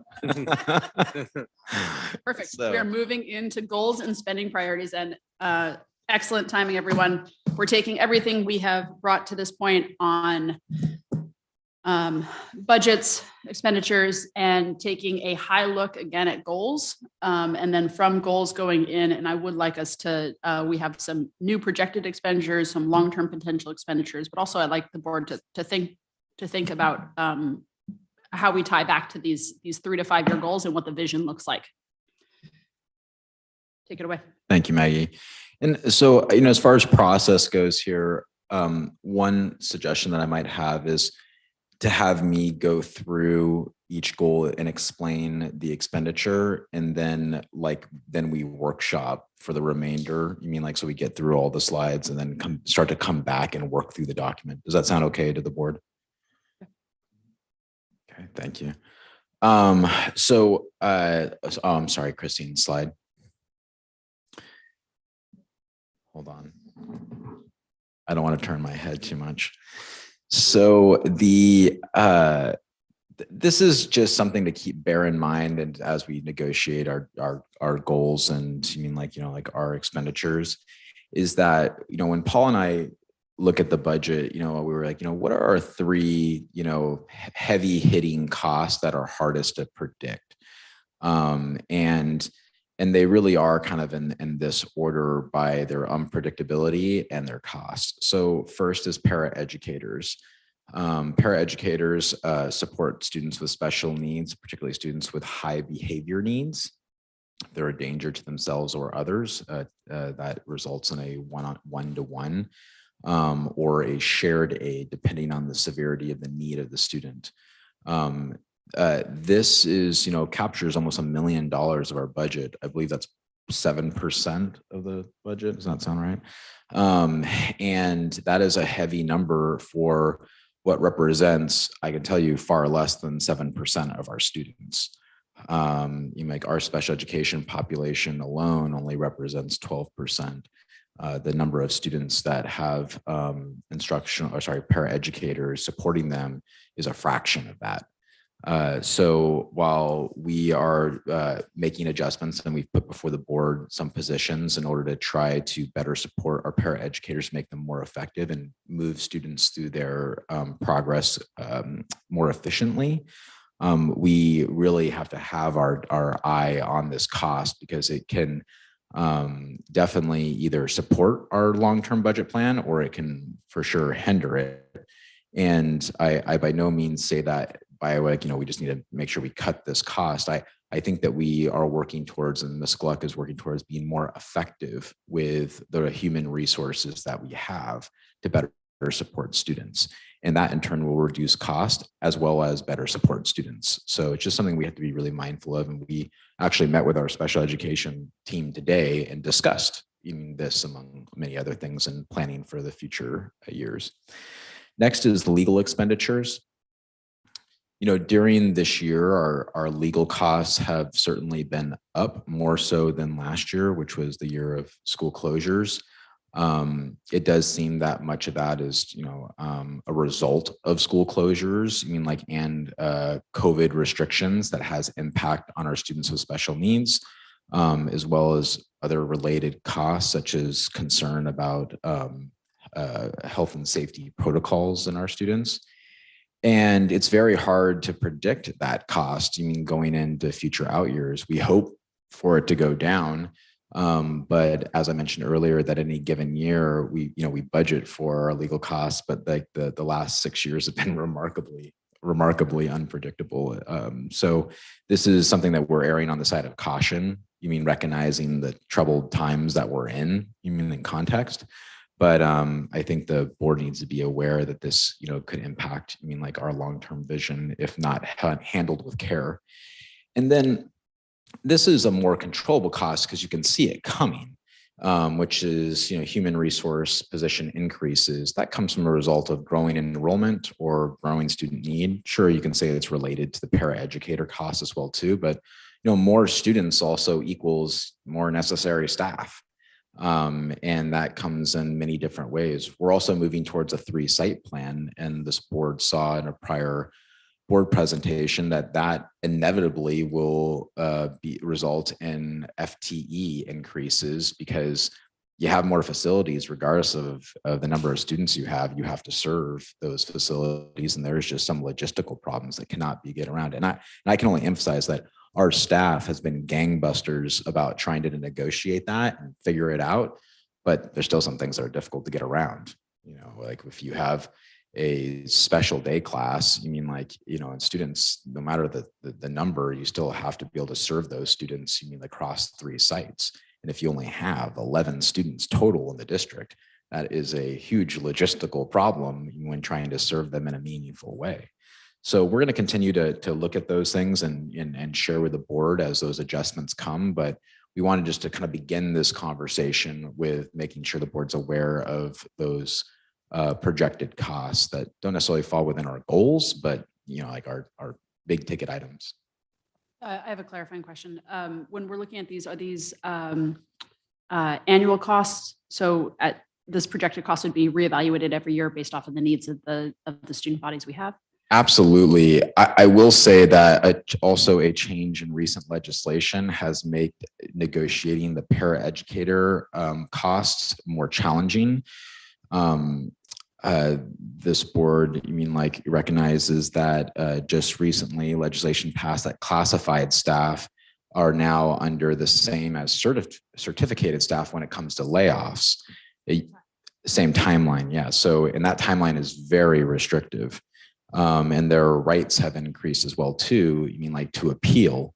The difficulty with the layoff notices is that you have to make a decision in March for, as we've already seen, budget and enrollment implications that may not be decided until August 31st. So, to make those decisions based off of classified staff and paraeducators, when, we have students with special needs show up on our doorstep or leave, during the course of the summer, it makes it even more challenging to gauge for our classified staffing, And we're much more restrictive now in our ability to adjust and react without being able to do layoff notices during the course of the year, which this district has done. So that is something to bear in mind. I was just looking at the legal expenditures and thinking that number seemed a little low. Yeah, we took this based off of our current legal expenditures that we're looking at, as well as we did bear in mind the last 6 years and projection.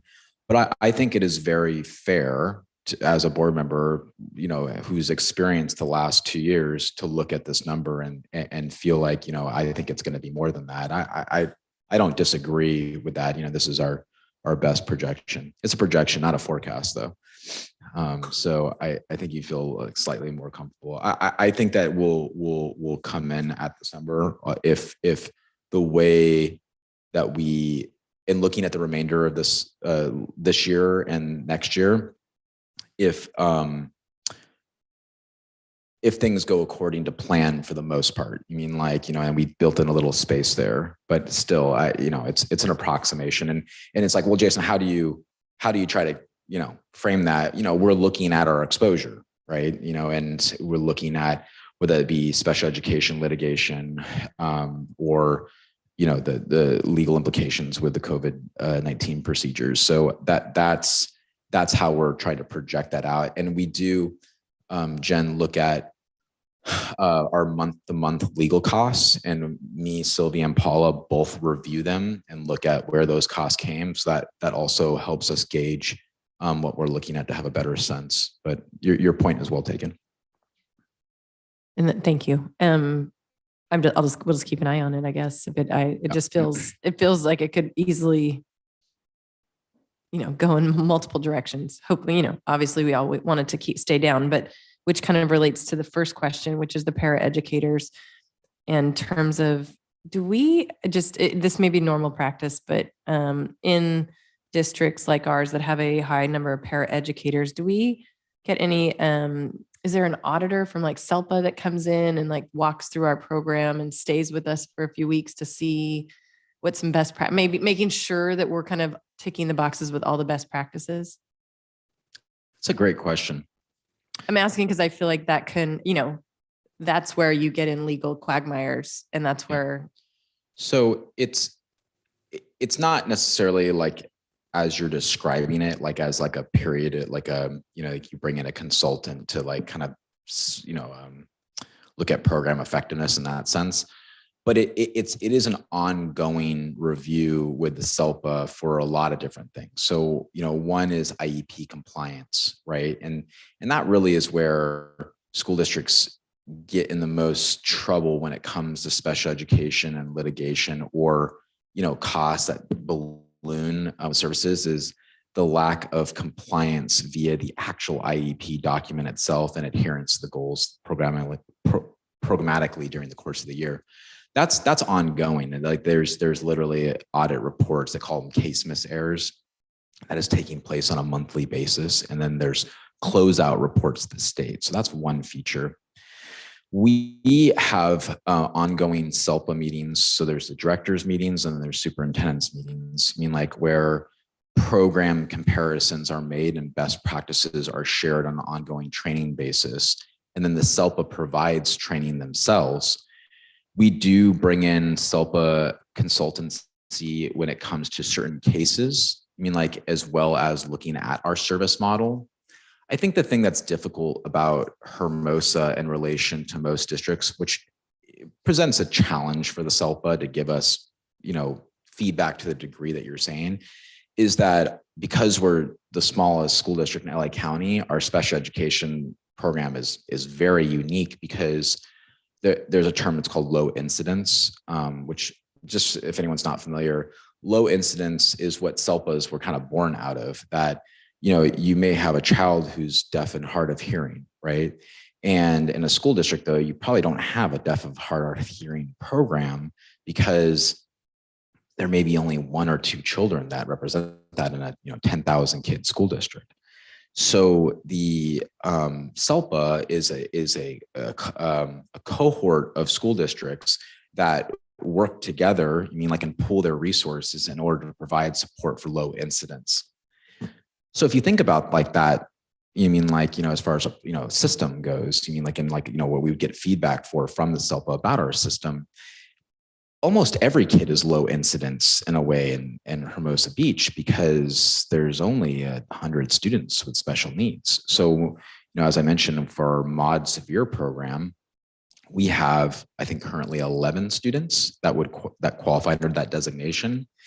And so, like, if we compare like our neighbor, like Redondo, they have 8 elementary schools, but their moderate severe students attend one elementary school in the district. They pool all their resources to create one program with that low incidence disability into one site, whereas we don't have that. And so I think that, like, when we work with the SELPA, closely, Sylvia does a great job comparing notes with them, getting resources. They struggle with that about our site, and so do we, and we're working through it. We have to be creative each year with our programming based off the students who we have. So I guess my follow-up would be, would it be wise for us to potentially add into projected costs a consultancy or of some sort to potentially come and review our best practices and make sure that we're in a line, like, it just not that our practices are going to cost us. No one's doing it intentionally. It's just sometimes you make errors, and that's where in the process you get lawsuits. Sorry, so that's really what I'm asking is, like, should we consider that? It's just a consideration, something to think about. It's a great consideration. And I apologize because I was referencing just SELPA. We do bring in consultants. So we have Dr. Hanreddy, who is our inclusion consultant that we brought in via special ed funds to consult on an inclusion model, because we are looking to really move our programming to having our students with special needs participate more in the general education setting. That requires program change, mindset change. And we're working with, we're going to bring in professional development with the To Teach program, which Dr. Hanreddy is a part of that consortium, which provides professional development and consultancy to school districts that are looking to move towards more inclusive practices. And then on the legal compliance side, we have had several and continue. Sylvia's done a great job of working with AALR, our legal special education team, and they provide consistent professional development and legal compliance. I attend those meetings myself. And that is the constant need to keep up to date with the law and improve IEP compliance. And we have identified needs, procedural needs, one of which is that we've had some change in staff, right? And needed to train them on the most recent practices. So you're absolutely right that the need for consultants to be brought in is needed and happening, and we'll continue to look at it. More questions here? Or should we keep moving? Cool. Let's keep moving. You good, Stephen? Yeah. Okay. Okay. Slide, please. So in our district-wide goals that we set last year, and we looked at these, with a 3 to 5 year mindset, right? Planning for short and long term. We have under each goal area, which is the goal areas are culture of excellence, equity and inclusion, and financial stewardship. We had 3 more specific goal areas, which are still broad because they're district wide. So this is the culture of excellence goal or area. And this is one of 3 goals in that area, which is to establish a triangulated benchmark system, clear baseline, and collaborative achievement goals at K5, 6, 8. So in short, we are really working our staff and our school community towards a goal culture, right? That rather than treating each year as, we hope for the best, what are we working towards, when it comes to achievement? And I applaud the board, for allowing our staff to go about this, what I would say, in a meaningful way. I think many districts fall victim to setting goals outside of their school staff, and then that's where they live. And our principals have been working closely over the course of this year to analyze data with staff and then establish achievement goals, which we'll present to the board likely in June at the end of the school year, looking forward to the next 3 school years. In looking at the new projected expenditures and long-term potential goal expenditures, one thing I just want to note is that there are many other expenditures tied to this goal. These are just the new ones. And I just, that's, you know, and the other factor too is there are many other actions that are tied to this goal. However, they don't cost necessarily money. You mean like it really is staff development. It's work that you're paying for when we pay our human resources bill. So when we say new projected expenditures, what that means is one of 2 things. I mean, like either it's new because it's an extension of this goal area that we plan to do next year, or you mean like it's something that we did this year on one-time dollars and we don't want to lose. So we need to build it into the budget because it's a good practice. It worked. You mean like, and we need to move forward with it. The long-term or potential expenditures like are looking on those out years, looking more in the 3 to 5 year range. And we're identifying a long-term and consulting with our principals, the educational leadership teams that are underneath the principals, and our staff that are expenditures that are likely going to be coming. You mean like, or we should deeply consider. You mean like, and they tend to be larger in nature as well too. So for example, in this area, the Fontes and Pinel classroom guided reading collection. So we've built a great base with the FNP benchmarks, but now the next step is that we really need to support our teachers with resources in order to provide small group reading instruction in the classroom, right? They're gaining a foundation of understanding of where their students are performing at baseline. I mean, like, and now we need to continue to support them with resources so they can provide that small group reading instruction in the classroom. We don't think that this is an extensive cost. I mean, it is one-time dollars, and like grade levels can share a library of guided reading books. It is not the same as having a classroom library of various readers. I mean, like these are instructional tools. It's not just a teacher's classroom library.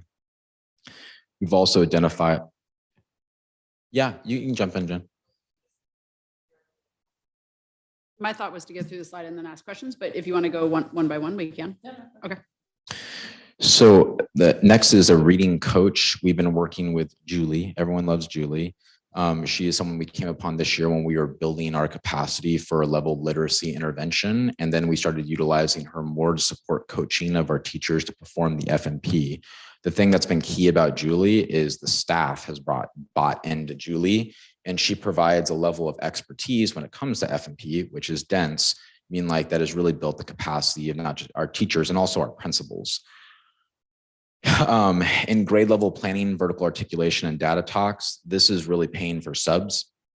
This year we used, coming out of COVID, we built in grade level planning days, I mean, like into the school year that we use in order to help teachers plan out of COVID. But now we're recognizing in order to continue to meet these achievement goals, we got to give teachers embedded time, I mean, like to work together. And our schedule doesn't naturally build that well into that. And we're looking at various areas to get there. We've talked about that as a board as well. But this is the most surefire way to ensure that it continues to happen. And the principals sit in on these vertical articulation talks. And we found it's been very beneficial. And we would also, recommend to continue that cost, but it does need to be built into the budget. You see below there, the math curriculum and English language arts curriculum. These are long-term needs. We have a strong math curriculum, K-5, Eureka Math, and they use big ideas, 6-8. So there are 2 different curriculums from elementary to middle school. I do think that we're seeing a changing math framework, and then we're due for an adoption in 2027 for math. So the board needs to start thinking, we need to start thinking honestly sooner than later to get this right. Many districts got this wrong when they adopted the last time they did the frameworks. And I think that Eureka Math emerged as the winner kind of like after the fact. So it's just really important that we start to wrap not just around like the pedagogy, but also the finances around that as well too. And then English language arts curriculum, like most districts, we do not have a set ELA curriculum at the elementary level in particular. I've heard it described as a mosaic approach. There's a lot of reasons for this. We're not alone in this, but there are districts near us that are starting to move towards an ELA elementary curriculum and up. And I think that as we move forward into, the 2020s, we need to have it under consideration in kind, whether that's just pushing forward with readers and writers workshop, like as our model, or adopting like a curriculum in itself. Example would be Wit and Wisdom, which is the publishers of Eureka Math. I'm gonna get some questions. Jen, I'm going to go faster. You mean like in the next slide, just because I had to like lay out like sort of the groundwork. Would it be possible for me just to kind of zoom through? You mean like, and then We have a line item off of this one. and then we'll come back. She has a line item question off of this. Oh, I'm But that's sorry. okay. I'm sorry, I Jen. can do either one. No, go ahead. Yeah. I mean, maybe teachers can guide you on this, but I'm a strong believer that we should not have shared guide readers and that we should have classroom sets of those things. So as much as we want to share those things amongst grade levels, it is, I'm having my reading class the same time you're having your reading class. And it really is, it's frustrating, I think, often to teachers where it's like, we just have one per grade level. I mean, if we need the PTO to we need to do a grant for that, but maybe that's another way to, get money for something like that. But sharing guiding reading collections is not fun. It's hard. It's just hard to plan your activities. And it's way better to have that resource in your classroom. That's fair feedback. And then who's Julie? Is she a Pontus and Pinnell person or is she a district person? Just Right Literacy. Just Right Literacy. Okay. And she's a consultant, and we found her as an expert in helping to do level literacy intervention trainings, and that's what kind of led us to just her broader expansion of F&P.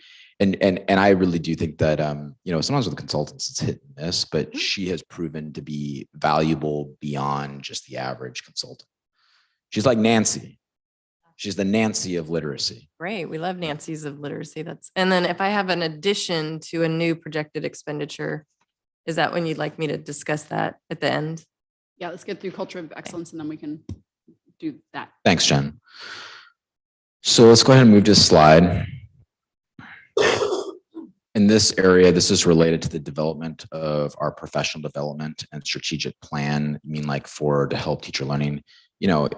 We talked a lot about vision for culture of excellence.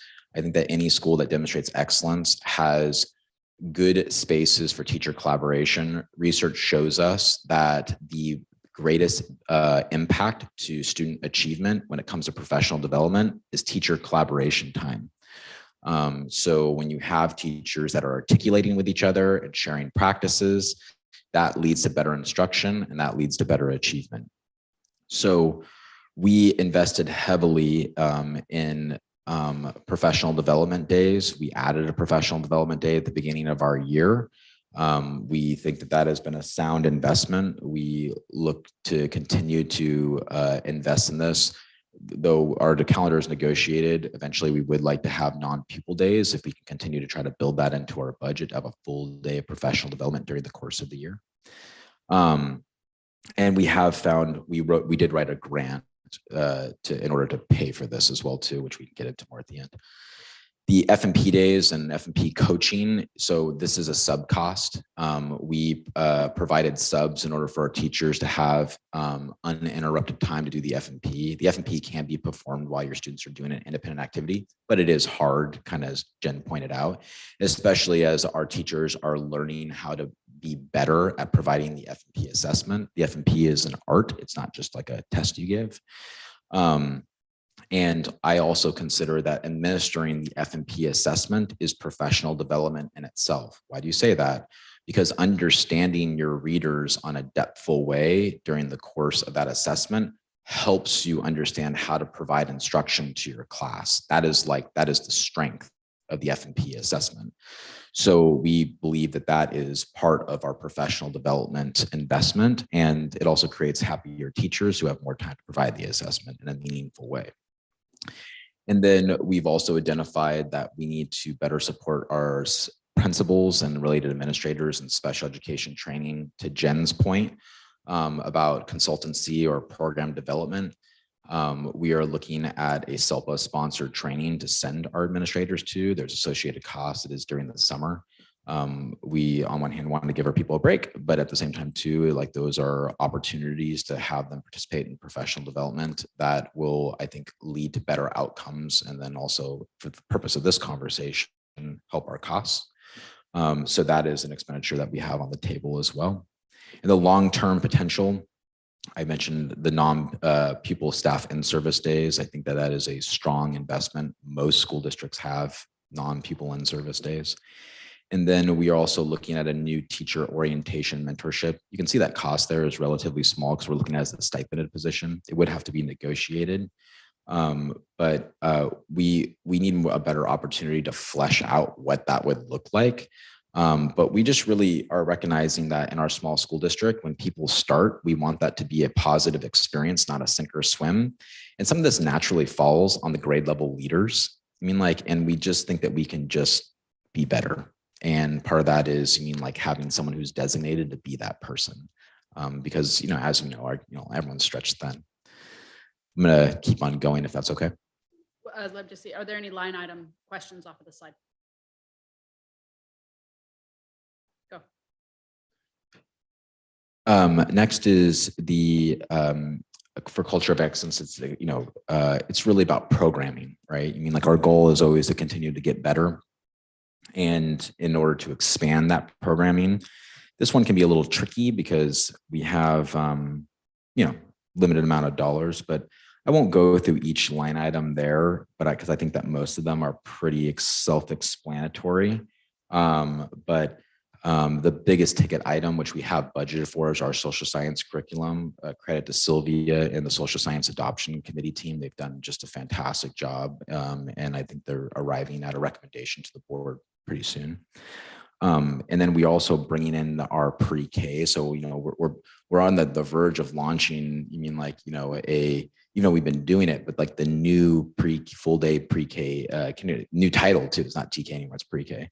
And so we want to make sure that we're supporting that expansion. We have currently, I believe, 40 TK students and counting. So we're going to at least run 2 classrooms. So we're going to need to bring in curriculum training. Ali Peng has been awesome. And we've been feeding her content and we're looking forward to better developing that program and our newer teacher in the pre-K program as well too. I'm going to move down to long-term potential expenditures. With the Spanish expansion, this is just looking at the potential, every year there's sort of like, aren't you going to offer Spanish in 7th grade? Or can we, bring that down? Language development is a priority in this district. We believe that, in language articulation in particular. And so I had a conversation with a parent just recently that brought up a good point that, a lot of times we're focused on the high school requirement. But perhaps in some way we should really just for ourselves be focused on just providing language. It's just it's enriching programming. And so maybe looking at a 6th grade option, as part of our elective cycle, at least as a start, I don't think it's quite where we want to be in the broader terms, but I think that it's a bridge to get more out of our Spanish program. And then you see there's also, when it comes to programming, a hardware need. This board has negotiated a hardware need for, the last, probably longer than I've been here, definitely. And we created a temporary longer term solution with our COVID one-time dollars, but we have a real long-term problem. If we are, the best little beach schools, then we need to have the hardware, Chromebooks, staff laptops, classroom technology, in order to ensure that we'll be the best for the next 10 years, not just the next 2 to 3 years. So we've estimated costs of 10-year cycles, and that's an estimated cost. I can assure you it will only go up. Technology is getting more expensive, not less. And then you see there below the library program. We've talked about the need to make sure that we have 3 strong library programs, and that is an associated human resources cost. Right now we have our library clerks, or we plan to have them split across districts. But with that said, across sites, you mean like, a dedicated a library clerk to each site doesn't just provide the library resource for the students during their designated time, but also during non-designated time. What about lunch? What about before school? What about after school? So, if anyone that's been in the Vista Library knows that that space is intended not just to be designated library time. I mean, it would be a special thing for a student to be able to go there after school and spend time reading in a library that overlooks the ocean. I think that that's a key programming component. And I still have not forgotten, I think it was my first board meeting, what was it, 100 public comments about Heather Meyer, who I do adore. So I think that that's just something for the board to really strongly consider in the long term, is considering our library spaces as beyond just library time. And then finally, a supplemental science curriculum. We've spent the better part of this year trying to figure out how to better implement, amplify science in alignment with the next generation science standards. And I do think one piece of feedback I continue to hear from, our MPS survey and from our staff is that perhaps Amplify is not the mark. Maybe it's not going to get us where we need to go in the long term. So we are on an adoption cycle.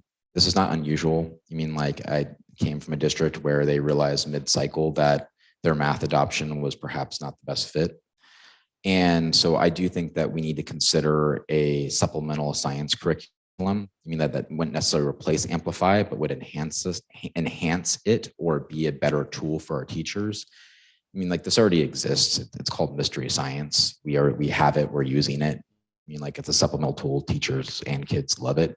It's not a curriculum. And that's a shortcoming. We'd be asking too much of our teachers, say like, okay, use this as a curriculum. It's a supplemental resource. So looking at other supplemental resources, it's, another takeaway that I have, and, talking with Jessica and her meetings with our science teams is that, what is a good science program, right? And the answer that I heard here, is, a science program that's rooted in labs and experiential learning, right? And that's, maybe not the best next generation science standards answer, right? But I think that right now what we're looking at is we as a district really need to consider student engagement above all else when it comes to science.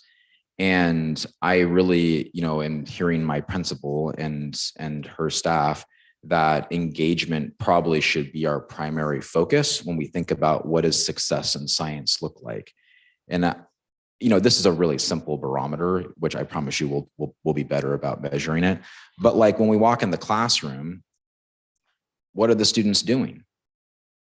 Are the students engaged? That really is like a great barometer for success. And it's not just me saying that. The social emotional wellness standards in CASEL also backs that up as well too. So I think that is a good starting point.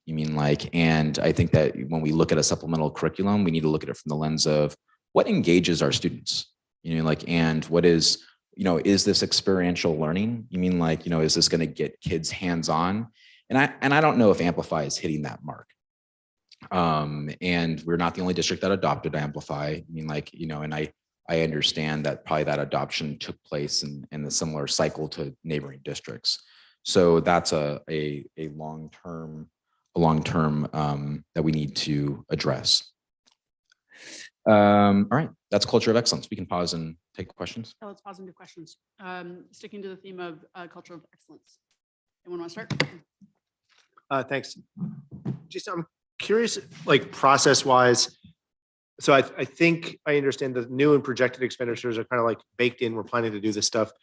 Long-term potential expenditures are sort of around the corner. It's not like these numbers have all been baked in and planned and done. This is sort of things that could come up, could get budgeted for, but maybe aren't yet. What gets you from could be budgeted to budgeted? Like what would trigger us to do Spanish and say next fall we're expanding Spanish? Is it demand? Is it money? Is it direction from us? Like what? Yeah, it's a great question. And you know, like great questions, it's like has like a dense answer, right? Like that. I think it's a combination of all those things. I mean, like, you know, what, like one that we've laid out here in this meeting, right, is scenario, you know, that if we're $1 million shorter, then chances are that like we're going to be more constricted. So like that sets like the bar. And like, you know, I hope that we've done a good job laying out those potential possibilities.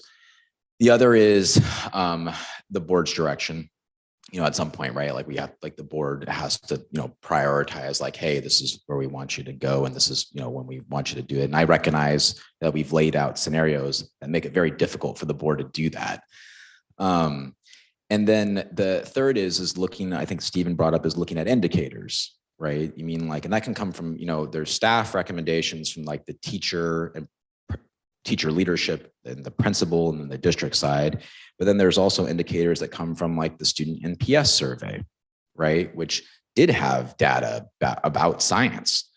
There's survey data that's from what was last year's HBF Foundation data results, which I do look forward to HBF doing another survey, or perhaps you should conduct a survey about needs. So I think it's accumulation of that. I would say with some of our, I think you brought this up last year, but like that, you know, when we talk about the HBF programming, we want it all, right? You know, like nothing's going to be cut. So we've tried to identify here areas that go beyond just what the Ed Foundation funds, and that are rooted in our goals. So everything that's on this list, I recommend. I think that we should do. I do think, though, to your point, we have to prioritize, and I do think part of that has to come from the board as well, too. That, you know, hey, you need to lean into making X happen. Can I cut in just to foundation set? Christine, could you go to slide 22? 22. So I just want to make sure. So when we were looking at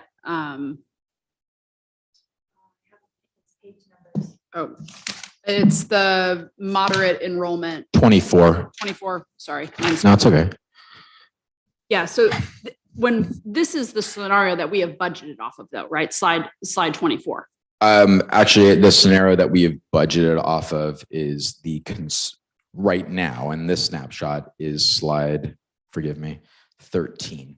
Is that, am I right? Yes. Yeah, thanks. Slide 13. Okay. With the $1.1 million deficit. Yes, that's correct. And that goes back to like the, you know, this gets into like the county requirements. You mean like, you know, and the county requires us to budget on conservative numbers and conservative formulas for good reason. But then we also have our internal local conversation about what we expect. And so then looking at the conservative enrollment projection, how much of these new projected expenditures are we assuming go into this budget?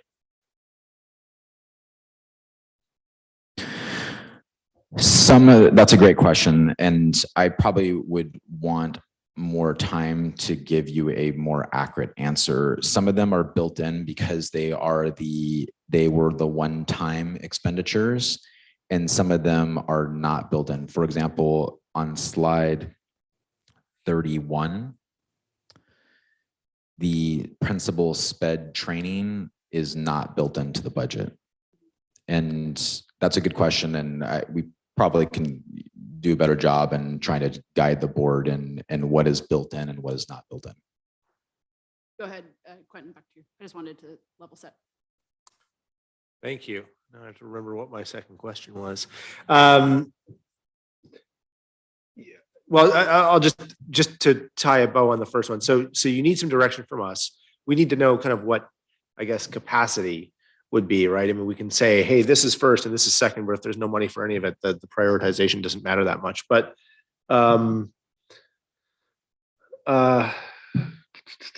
I guess, do we as a board need to sort of give some guidance tonight, or is there some follow-up where we say, hey, you know, we've decided to rank I don't know, the library program number 1 and supplemental science curriculum number 2 and Spanish number 3? How mechanically does it work so that you can actually, you have what you need? Yeah, that's a really good point. Like, and my honest answer is like, I don't think I've found a good mechanism for that yet, to full transparency. Last year we did like the survey on the HBF items because we were facing cuts, so that's the not fun conversation. So I do think that, we need to definitely make sure we've considered that the goals that we currently have and the direction that we're headed is still where the board wants to go. I think that that's like a factor. I think that in these discussions, yes, it would be helpful for the board to rank. I know it's such like a blunt object way of doing it, but like rank, you mean sort of like those priority areas. And I think that we can continue to do a better job in helping ourselves and the board understand how we're baking it into the budget. You mean like, and what's possible, what's not possible. We think under the forecast scenario that the new projected expenditures are all within the budget or can be done under the forecast. Sure.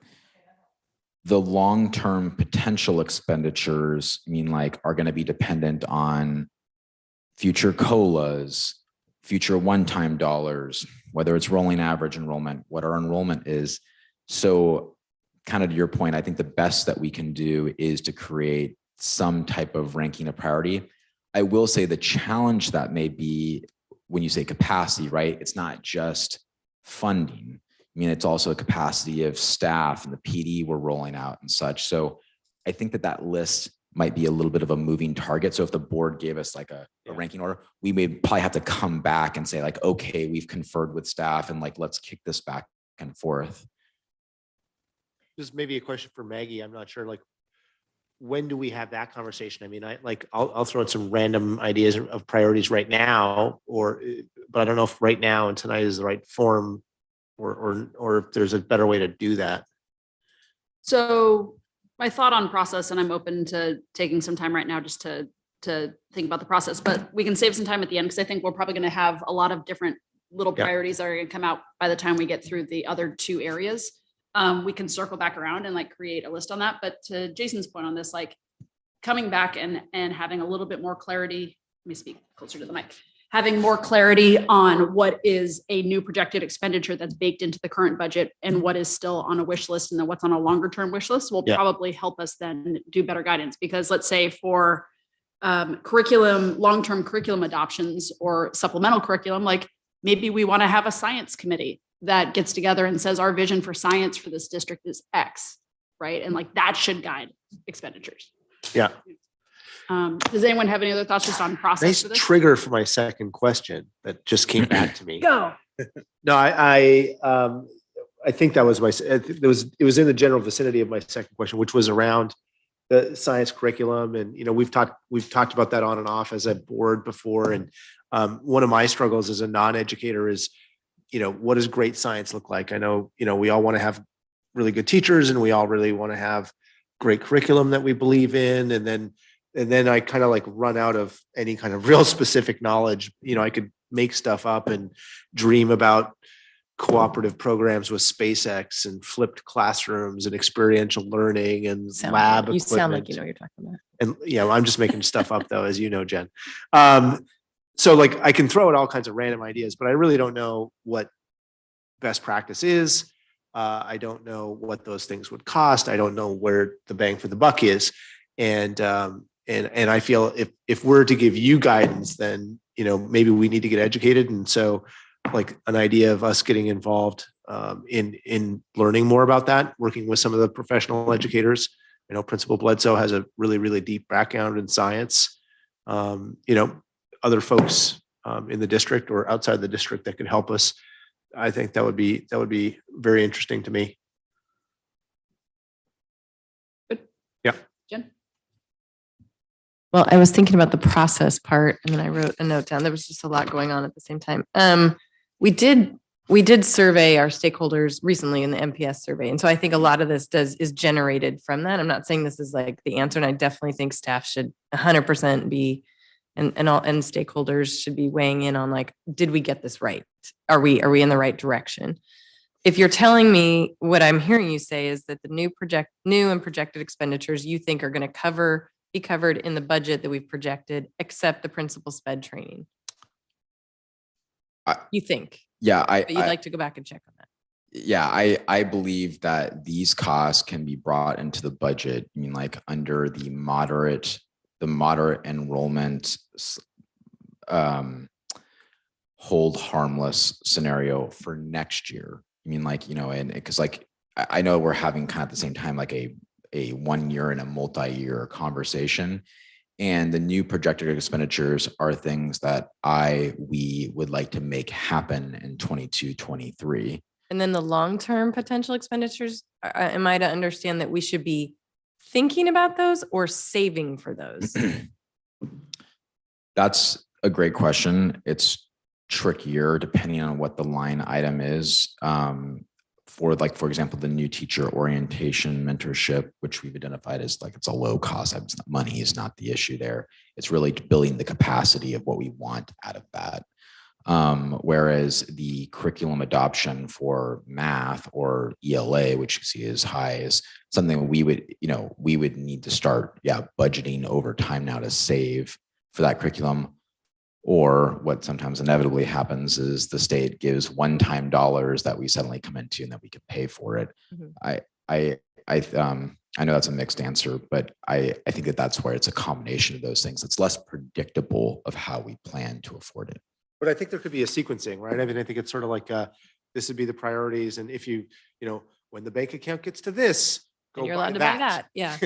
I totally agree. And there was a conversation that was had that, it's important. One of the things that we've learned is that it's important to have a plan for when you come into money. Mm-hmm. So you can go. And so we don't have to come back to the board and say like, can we do this? That by the time all that's said and done, it's the year has passed. So that I think to Quentin's point about creating a priority orders makes a lot of sense. So in the spirit of giving some suggestions or just asking some additional questions to maybe, I'm sure the three of you on this side are going to have other just norm setting information to get off of this, but I am wondering if it is possible to move science and the way I read this slide or this document was that the first section is the priority, on our slide 29.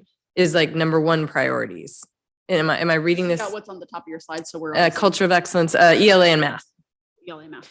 So I would love to be able to move science into those three items together. I think science needs to become more of a priority for us than the social science curriculum. If I was to just Jen, I think these got bucketed based on. No, I know they did. Yeah. I'm just asking us to take it out of an expanded classroom program, and potentially as a board, I want us to discuss adding it into ELA math and science. You, Jen, if I can play it back to you, that you feel that our overall achievement as a school, is linked to the performance of our science. Correct. Yeah. I think that is an area that we've been pointed out to for multiple years that we need to kind of, if we're going to become a culture of excellence, I would love to just me personally think that this district needs to prioritize that and move that up into parallel with ELA math and science. And I say that also because in our conversation here tonight, it came, I'm so thankful that you brought it up, Jason. It's just that it ends up being the last thing we talk about in cultural of excellence. And I would like it to be amongst the first things we talk about. I think you talked about it fantastic, and I can see the plan. I just want us to really talk about it all the time. Like we talk about English and math and science. Like, I think that's very fair. And I also think the board has made it a topic of conversation sometimes. So it shouldn't catch staff off guard. no, and it's not just the board. I mean, our MPS survey said it. I think staff is eager to like get more. So I would love to then, if I was to, in my own, if we're just throwing out wishes, I would love to have a Coach Julie for science. And I think that would become a priority to me over many of these other things, where a Coach Julie could help with labs or help develop an excellent science program and lead us with that. So Miss Bledsoe can do some of it. This other, potentially another person could do it. And the science program feels that they're being super supported or on, No, that is very fair. And Miss Bledsoe and I have talked about a potential for a consultant to support that has come up. So I think you're right on the target there. And then the other thing I was going to say, Quentin, for our own, and maybe Maggie, we can figure out how to lead this with Dawn and Jen Hahn and Da Vinci. They have a Da Vinci science program that's very strong in this community. And they have tons of connections with aerospace and, just, it's a very robust program. And so maybe it's something that we are able to learn from them, like what a robust science program looks like in high school. So we can start building our, continuously building our program. That's a great suggestion. Redondo and Maricosta have some strong science.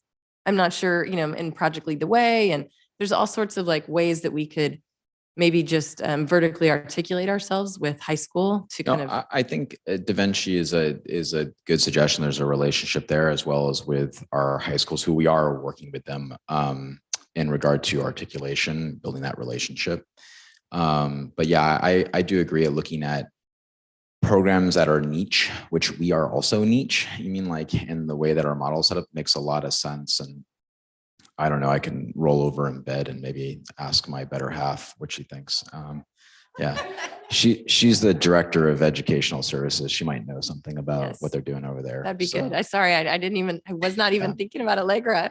Oh, thank you, Dr. Allegra. Yeah, you're just welcome. A clarifying question off of Jen's point for what is our slide 29 with ELA math.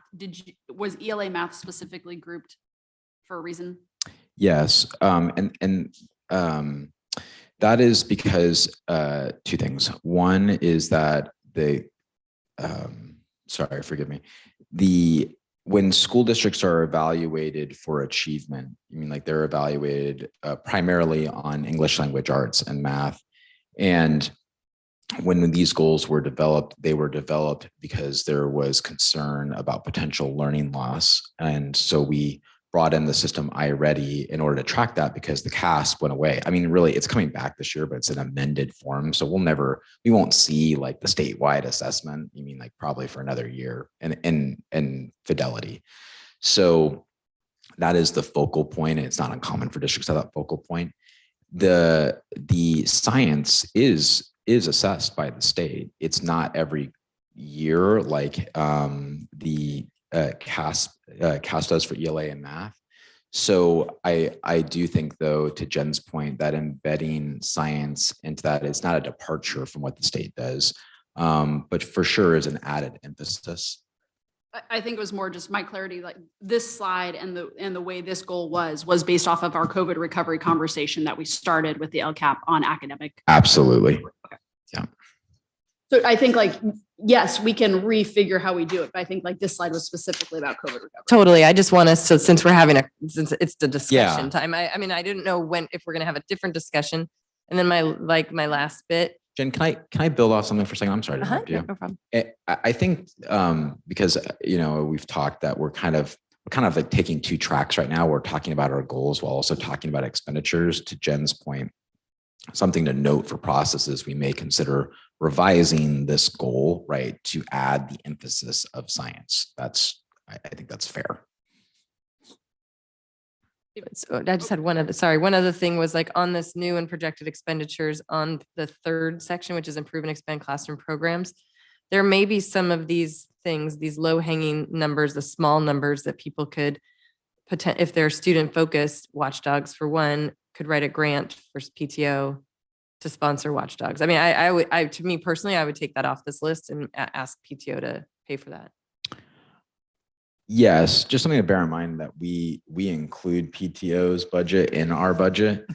So PTO, not HB. I was thinking it's just HBEF. I was thinking this is a PTO grant, like their grants, the $78,000. we happily accept their money, but when we budget, it is all part of the budget for expenditures. So Okay, so we could maybe direct that. We could 100%. Yeah. Yeah, and we get very creative with those, and Watch Dogs would be a great program to have PTO sponsored because it's not necessarily instructional. Yeah, it would need to be a grant.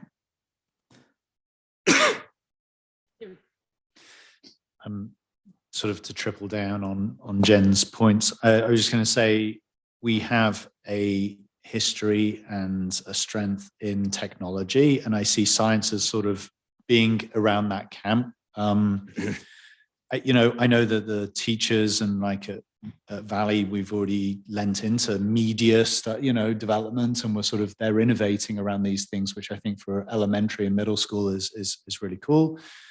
I would also say in years past, we've been and visited other schools.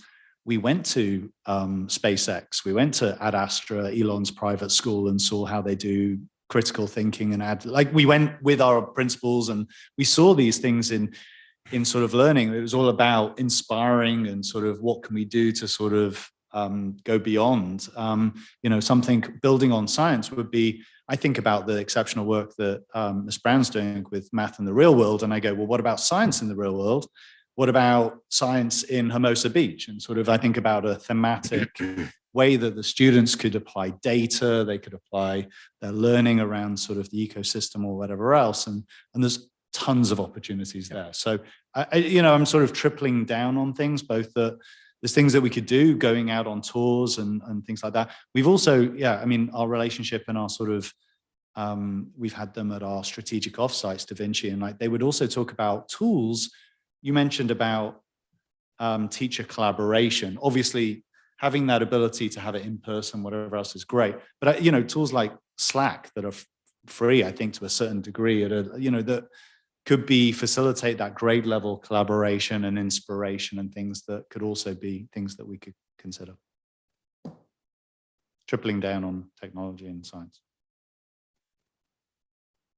I won't quadruple down, but yeah. So my question off of this is, when we start looking at ELA and math, how do we know we've reached excellent on it? So and I'm saying that with a lot of hesitation, because I think putting like percentage growth year by year is fraught with problems. I think saying 85% or 95% is also saying we don't believe all students can get there, right? So I am hesitant to say how do we measure it, but how do we measure it? Right? How are we knowing when we're hitting what we need to hit for achievement? Yeah. So I think that doesn't have to be at you. That can be. Yeah. I can look over there as well. I'm sorry. You're my mic. Sorry, I can't move my head, so I have to look at you. I think that you mean in this one, there is no indirect answer. There is really only one answer, is that you really do got to measure it by an achievement goal.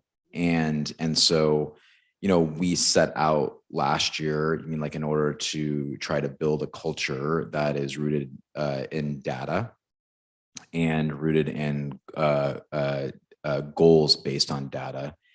And I really give a huge amount of credit to our principals and our staff and our students who had to take all the darn assessments and surveys. And we are rich in data. I'm laying out the challenge now. Any superintendent that can tell me that they do more data than we do in our little school district here, I will kick their butt. So I think that we've built a strong foundation and a baseline to understand that we have these measures. I think if anything, my recommendation to the board when we get to June is to scale back some of the assessments that we're doing to allow for more instructional time. But we needed to create goals, and in June, we will present to the board, 3 out years of goals that were developed by our teacher leadership teams with our principals. And the reason we needed that time is because we had new principals that we really believe in. I mean, like, and have done a phenomenal job this year. And we needed that the understanding of what is excellent to come from our staff, because they're the ones that are doing the job.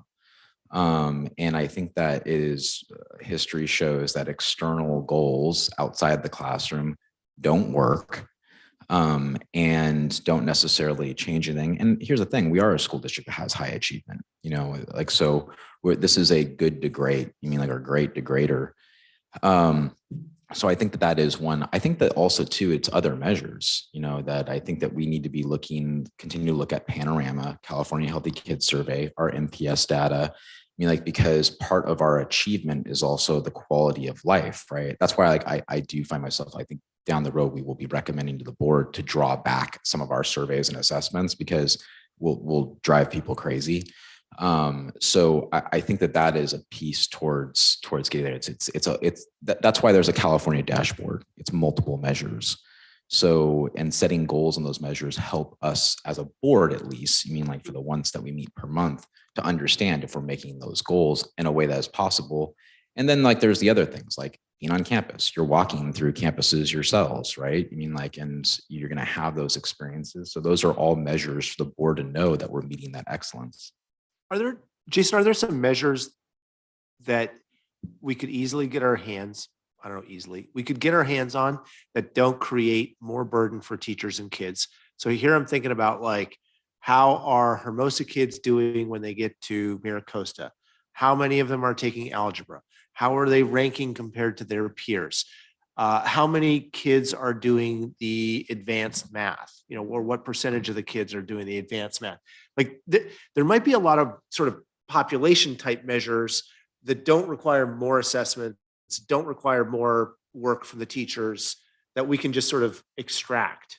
I think I'll just speak maybe for you, Jason, but it would require Jason's department to analyze and ask for that data. So, I mean, maybe it's not zero work, but it was maybe it's the point about the students, the more burden on the students and more burden on the teachers. But maybe it is I'm just going to answer this as a potential solution would be, maybe we find a small consultant or something to add to a small, you know, someone who just has that sole task. So thank you, Jen. Thank you, Quinn. Both good questions. So if you look, they're not highlighted in this presentation, but if you actually look at our original goal document, we have some bullets the board called out. And one of those is understanding the performance of our students at the high school level, because there really has been no articulation there. And so we actually already did it. You mean, like, and we worked with Miracosta and the principal. He hangs out in my backyard, so I don't know why I'm drawing a blank on his name. Anthony Breedy at the high school, to provide us with data from the last 5 years of performance for our students. One of the things that we took from that and why we didn't present it to the board, one is that it's dated. And two is that the data that they're pulling right now is limited in scope. So we saw A through G completion rates and graduation rates. They couldn't pull prior GPA, just the nature of their systems and courses, which is what you described. So what we did is we spoke with them in that conversation, and we looked at that data, which I can tell you, just, you know, generally speaking, like, our kids perform very well when it comes to A through G completion. Just so everyone knows in public watching, A through G completion means college readiness standard. So, like, when a kid leaves the high school, could they go to a 4-year university and not necessarily just a JC? Go El Camino. I win. So we perform high there. Now, since they have the data parameters that we're asking for, we're trying to build upon that. It is data intensive on that staff, even a consultancy. Like, really, it's reliant on the high schools to compile and put together that data so we can present it to the board and for ourselves in a meaningful way. So that is part of the plan. We have 2 alumni events that are planned for the spring. This is a grand experiment. We tried to make, like, these alumni networks, like this prior year with our 8th grade class, and really just got no takers. So we're Sylvia, Jessica, and I are going to the school sites, and we're going to have a lunchtime focus group and feed the kids. And we have a set of questions that we're going to ask just as a first step. One of the questions is, how can we network with you? What is the best means of communicating with you? And so, like the foundation of baseline that we're building with the assessments and establishing goals, that same work is taking place with understanding the performance of our students at the 2 high schools. So it's in progress, but I would say it's in its infancy. Yeah. Oh, I just had a question then, just kind of it's going along with like, it would require a question or some sort to families, but what sometimes I hear from parents are, there is a culture of excellence in our schools, but sometimes parents are supplementing some of that with outside programs or tutors. And so I'm just curious as to maybe where they're spending their money. Not actually the place, but like on what subjects, or are there things that there's some shortfalls that we're just not seeing, because when we're testing kids or when we're doing our iReadies, it's like, so we're getting data, but a culture of excellence to many of the families in this community means something at such a high, even higher than our iReady scores might even show. So they may be like, we may be like, yeah, your kid's doing amazing. They can read, they can comprehend. They're doing amazing work for a second grader. But that family wants their kid to perform like a fourth grader. I think that's a great point. And kind of to your, like some of it we know because it happens on our campus, right? Like, Mis Amigos is like this very successful operation on our campuses, but it's probably a product of, like our families wanting more Spanish than what we provide. But that is a great potential question. You mean like of, where are you providing, you mean like, supplement to your child's education, whether financial or just your time? That's a great. I just think it might help us to help prioritize too, potentially. Yeah.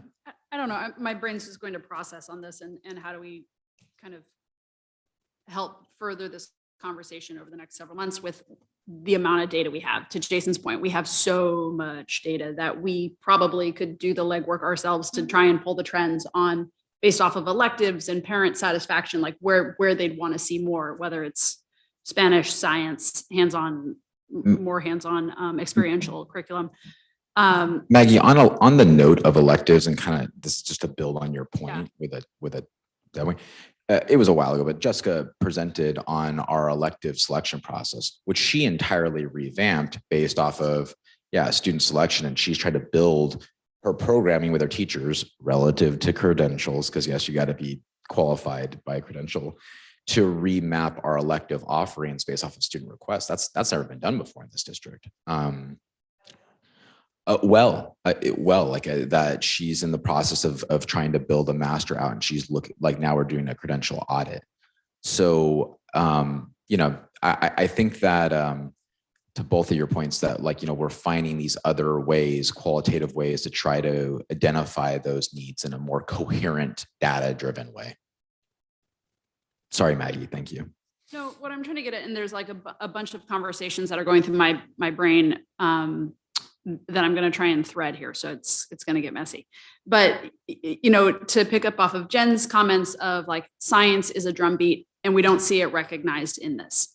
How does the board have this conversation to say, we want to task the district with putting together a focus group on creating the best science experience for students that this district becomes known for statewide, nationwide, because of the ability of all the things that we can do with a dedicated focus. And where I guess I get stuck on how we do this is, we have goals that laid out and we have our vision and mission and, our it's best little beach city, right? Like we don't call out best little beach city with, alumni who go on and work for the world's best Department of Defense and engineering firms in the world, right? Like we don't specifically call that out. So how do we do that? I guess I'm stuck on process of how do we come to say, like, we know science is called out in the NPS, we know science is called out in student evaluations, we know that science is called out in our data. Like, how do we now take that into an actual item Yeah. And is it just making a motion that the board then needs to vote on to say, like, we want to put science in the top 3 things that we're doing? Is it, I guess like that's where I'm getting stuck. I would just suggest that like we, sorry, I could hear myself. I would suggest that we continue to look at reshaping or revising our goals, right? That set that direction ultimately. I mean, like, because like the board can always come back to that and say like, Jason, what the heck are you doing? So I think that that's like important, like that language. I think the language is important. Jen brought, that's why I agree with Jen that when we have like improved academic achievement and ELA from like that, if science is a priority, it should be science, because that message is from the top down, right? That, that we as a district are holding ourselves accountable to that performance. It's not, I think right now it's a sub bullet. It's not a sub bullet. It's a priority. I'm not saying that we have to like give up something in order to get something. What I would say is that we, should take that and recognize. I think this board's been very understanding into processes action. So I do like the idea of a science vision committee. You mean like that's collaborative with the community and with staff as a step. And then I do think that, we should recognize too that, the district has taken proactive steps together. You mean like, with, for example, the hiring of Jessica Bledsoe. Part of her hire had to do with that she has a complete background in science, and not just science, but science to our feeder high school at Maricosta. So she is doing the work with her team as well too. So I think it's a combination of both those things, but calling it out in the language of the goal, I think is very important to set that direction, which is part of what we're doing here. Let's do, Stephen can do like, we don't have to do motions because it's a workshop. It's not actionable. Yeah, you can just tell me what to do. But is it the summer that we talk about our goals and reset them and tweak them? Or is it? I see you on your hand. Can you respond to Quentin on that timeline for like, when would be the next time that we would then Tweak goals? When do you do that? Let's tweak it. Let's do it. Yeah. What are we waiting for? No, I agree. I think that here is an appropriate form, right? Because Positively, yes. yeah, and then I also think that we should consider reviewing this in a future board meeting, probably May, because as we're making decisions with LCAP and budget, like it does help for us to know, to make sure that we are aligning our plans with the board's vision. Let's do Stephen on this, and we have 2 other sections we need to get to off of culture of excellence, and I'll probably have opportunities to pull it in. Stephen, comment? I just wanted to make a thought and just an observation of how fortunate we are as a community, the hard work that families put in, teachers put in over the last 2 years, because nationally testing scores are at all-time low and whatever else. And here we are sort of, we're stressing in different ways, and we're going to talk about equity and inclusion and supporting the social emotional wellness like wherever else. But I just, it's just a thought, observation. I think I want to pick up on the languages, math thing. Quentin, you brought up about looking at the data. I would also even just foundationally, what are our neighboring districts doing at what grade level? So like, are they teaching Spanish from 6th grade, from lower grade? Because if they're doing it from lower grades, then our kids coming in with less years just stands to reason they're sort of at a bit of a disadvantage. So I think there's a competitive set of knowing what is MBUSD doing, feeding into Maricosta High School, and what is RBUSD doing. We had a lot of parents ask about Spanish. Looking back at the 2021 survey from HBF, it was Spanish and art. Looking back at 2018, it was Spanish. So to your point, like we're data rich, and we sort of know the things in front of us. The other thing I would just encourage, I had one creative thought, I'll just mention it with the board's permission, is like opportunities now that we've got our sites, we're coming back. We mentioned other things like reading is a priority always.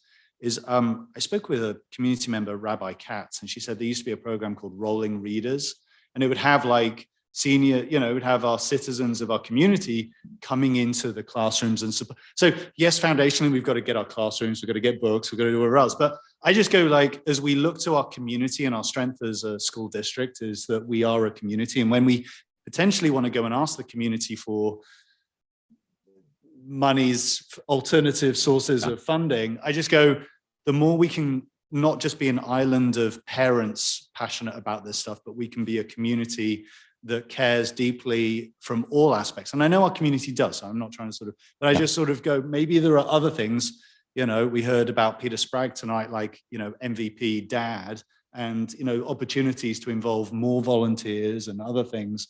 But I just wanted to put that out there with, you know, reading and rolling readers could be another thing to put in the mix. Okay.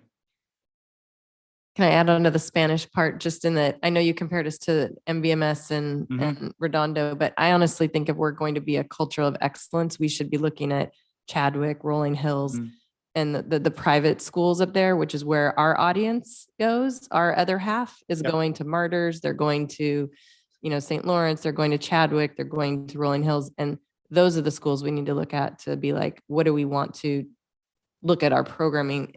Spanish, Chinese, thank you. One of those two. So that's just where I also agree with you, Stephen. And we've got all this data. I believe Spanish needs to get off the long-term potential expenditures onto the new projected expenditures and maybe revamp some of those. So Moving into equity and inclusion.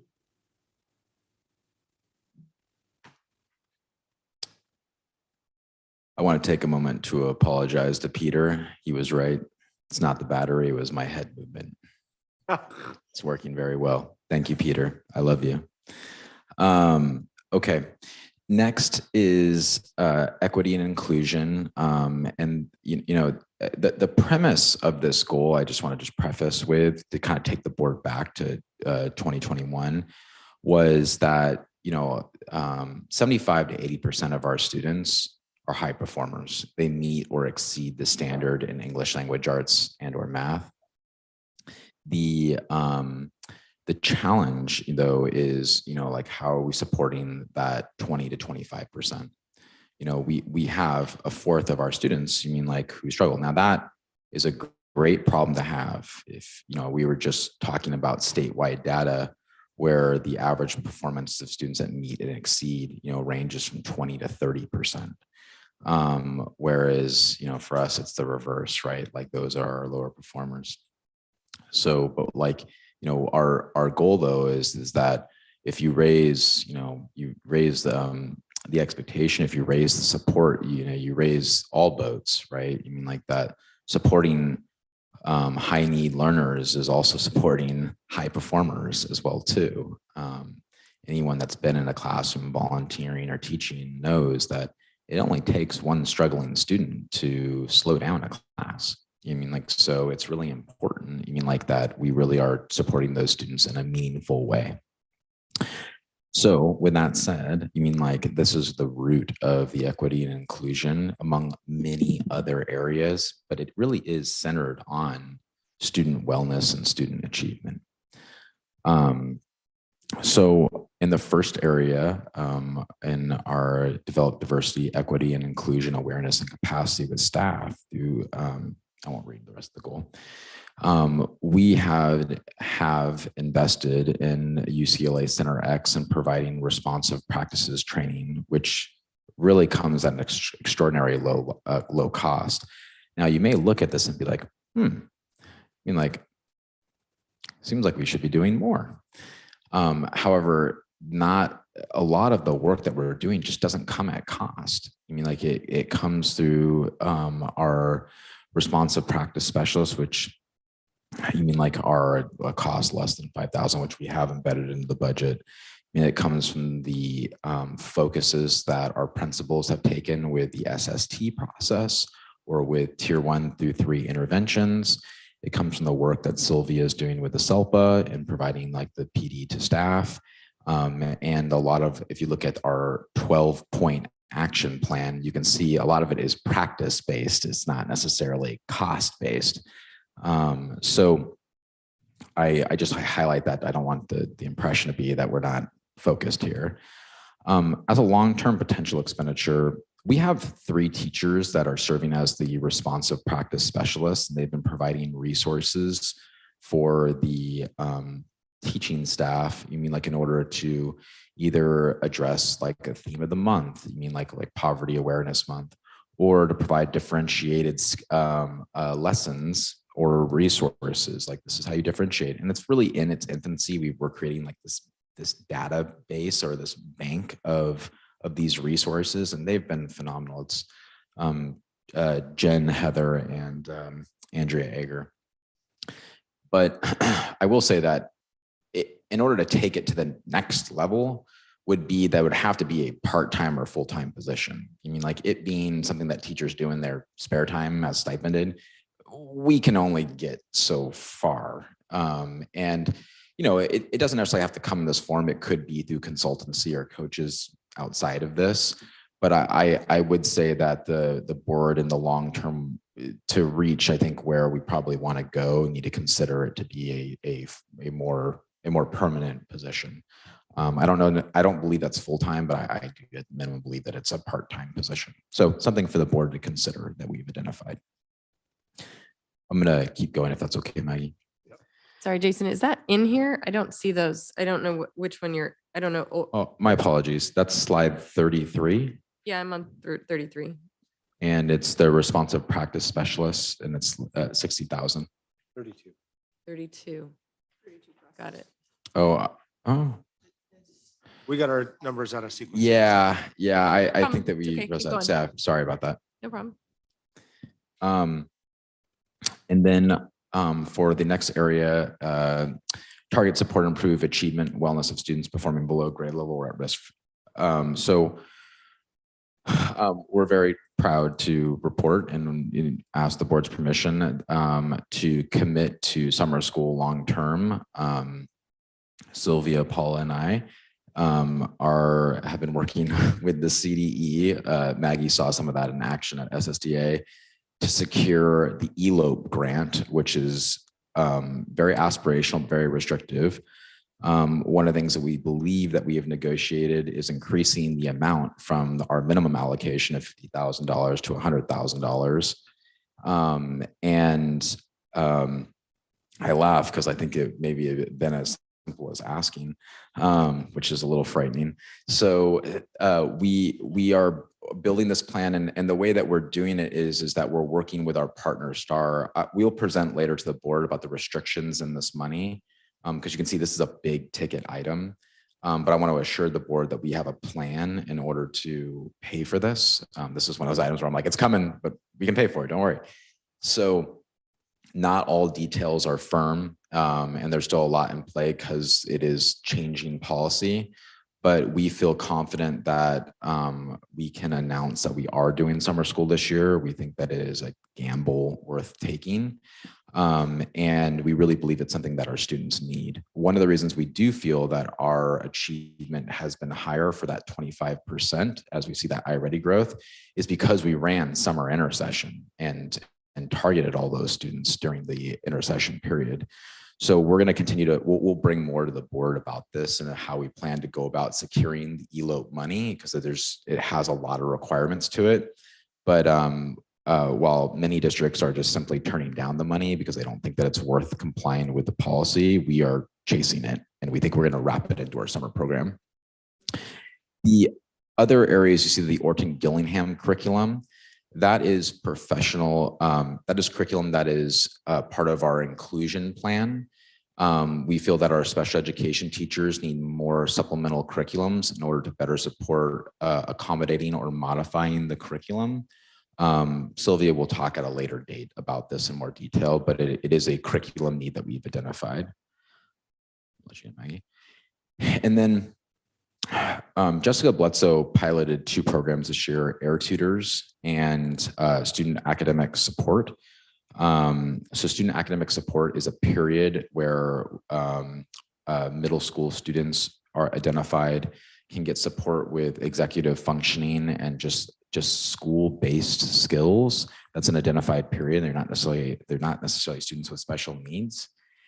And then the Air Tutors program is something that Ms. Bledsoe brought from Manhattan Beach, and we funded on one-time monies, but we've had a lot of success with. Maggie recently shared an article with me about how that a lot of the success identified with students experiencing learning recovery post-COVID came from tutoring services. And so we've had success, and our students' parents like it. We need to use it on a measured basis because it is costly, but it is a program that we feel that we should bring back at minimum next year in order to support our identified need of students. You mean like coming out of COVID? So I don't know if this is necessarily a long-term expenditure, but I think that it's a necessary one going into next year.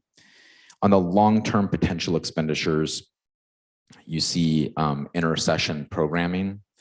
That is closely matched to the summer school programming. So there's a little bit of overlap there, but what we would like to do is Sylvia and I have a vision to provide inter-session programming during winter break and spring break for students that need it. So during the break periods, that could be an opportunity for students to participate in enrichment and or intervention if they're an unduplicated student. So we are working with the ELOPE grant in order to secure that, and our partner STAR. So more to come on that plan, but that's a vision that we have in order to create greater equity among our students. And then you can see below there, the speech language pathologist assistant. This may actually be coming closer to a near projected expenditure when we think it actually, we figured out a way to make it a cost saving venture. Sorry, we literally had this budget meeting today, so that's like a quick change. So we think we've identified it that we can build it in because it's actually a cost reducer. So rather than replacing our 0.5 SLP, we want to replace it with this position, which is a classified position and is not as costly, but will better serve our need for services rather than case management. And then when you see there the co-teach model and the inclusion consultant, this is what Jen brought up earlier, just about expanding our partnership with To Teach and or Dr. Hanready in order to better support our whole staff with an inclusion-based model. All right, Jason, where does the $240,000 come from? Okay, so in order to truly do a co-teach model, we would have to expand FTE with our special education staff. And that is a relative cost of, approximately 2 FTEs. It would be an enormous investment. I think that this would be on the longer term scale to apply FTE to it. I think that our inclusion model will be running is, the shoestring operation. But I think that if we continue to find success, which I believe we will, that expanding to a true co-teach model is not just good for the district, it's the future. That is where it's all going, and districts are adopting that model because it's just better teaching. I'm going to go to equity and inclusion, the last goal point, and this is surrounding our SEL programs, whether a counselor capacity or school-wide capacity. On the long-term potential expenditures, I really think the long-term investment is having 2 counselors, like that, not to be boring, but like, I really feel like that commitment is a huge commitment on the part of the district. What you see there in new projected is some of the areas that we've identified as needs from our surveys. So we saw reports from staff and have experienced it where we're seeing students that possess some pretty serious behavior issues. And we do believe that's linked with coming out of COVID with a combination of our students with special needs and the population we serve. So we need to invest, in supporting that need. And I think the Panorama and California Healthy Kids survey data that you'll see in April will really bear that out, that you'll see like why we've pivoted to that. And then along those lines, the Wellness Council put forth the need for better support during lunch and unstructured times. We did pilot the PlayWorks supervision training program. It was well received. So we want to continue with that training for our new supervisors and or expand it with our consultancy because we think that can reduce the amount of issues that are happening during lunch, can increase the amount of engagement, which helps with wellness, as well as reduce administrative load because when kids are engaged, they're getting into less trouble, which allows our principals to focus on instruction rather than discipline. So those are some programming adjustments for the next year. Thank you. I'll take questions now. Equity and inclusion convo. Anyone want to kick it off? line items, priorities?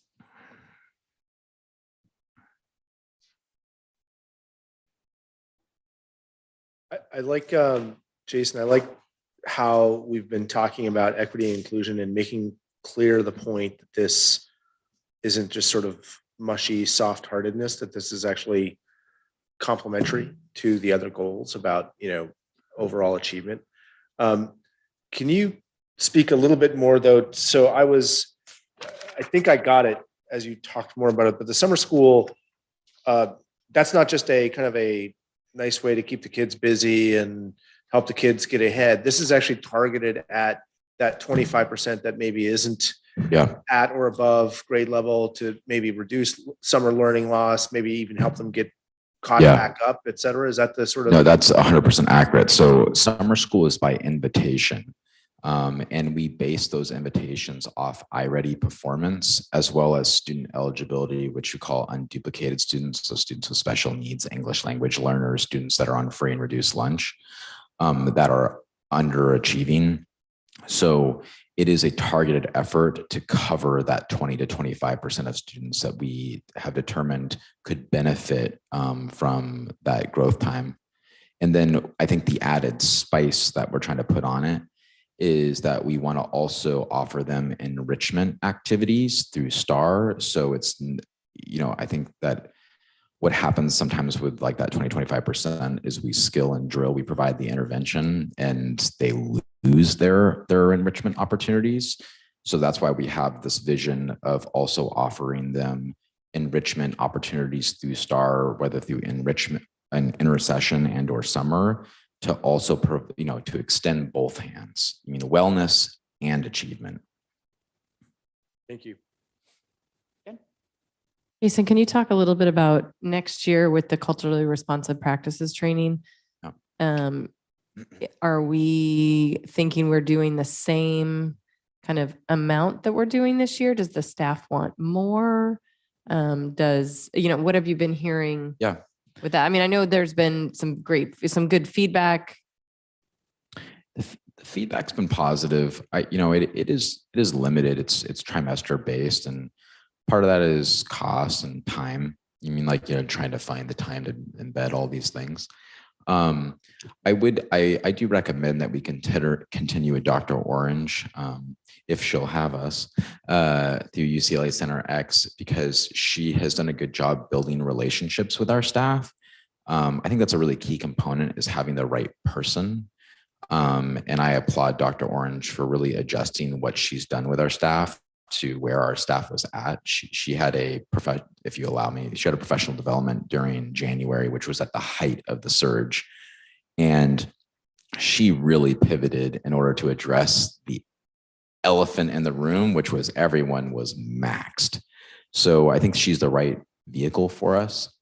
I also think that we are bridging off in other areas in response to our Panorama and California Healthy Kids Survey data and the Equity and Inclusion Committee. So for example, as one of our goals was about the response procedure in the event of a crisis or a bias incident, I think that what we came out of that was that our staff probably needs better support with just handling difficult conversations in the classroom or facilitating. You mean like you need to have like that dialogue with your staff.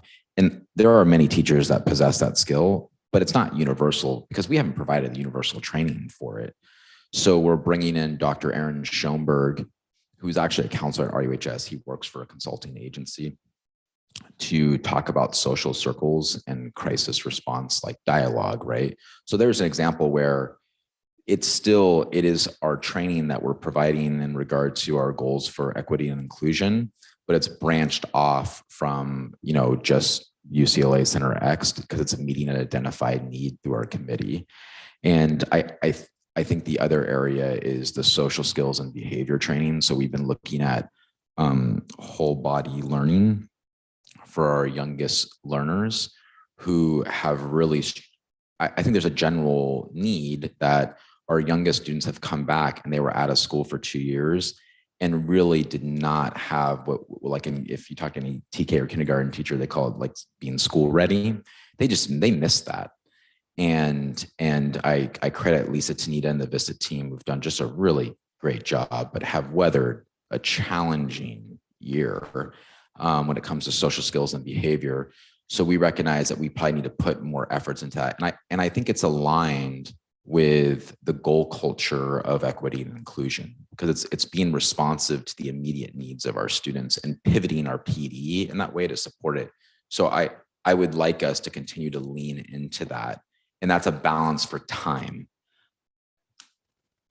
I think I would agree with you. I just wanted to know, it seems like we might be ready to take maybe a little more time of theirs and hers, potentially Dr. Orange, to just offer maybe another layer of services or another layer of tools that she wants. I don't know what the need is, but I'm wondering whether 3 times a year is enough, or if there's a way that if people have questions or concerns, they can call her. Or there's a resource, it's like, but we'd have to account for paying her for some of that. So that UCLA Center X has done, they recognized what our financial situation was, and the fact that they're doing 6 professional developments for, I think it's like $5,000 is, that's, they're giving us a charity PD. I mean, like, that's unheard of. So I think they're great partners. I do agree that we can be creative about how we provide that support, and I'll consult with the committee and with Dr. Orange. I would gently push back a little bit that I think that some of the COVID related needs, you mean like need to be addressed, you mean like in this year and next year, and that may, you mean like, I would say not hinder, but like reprioritize what our teachers' capacity is to support.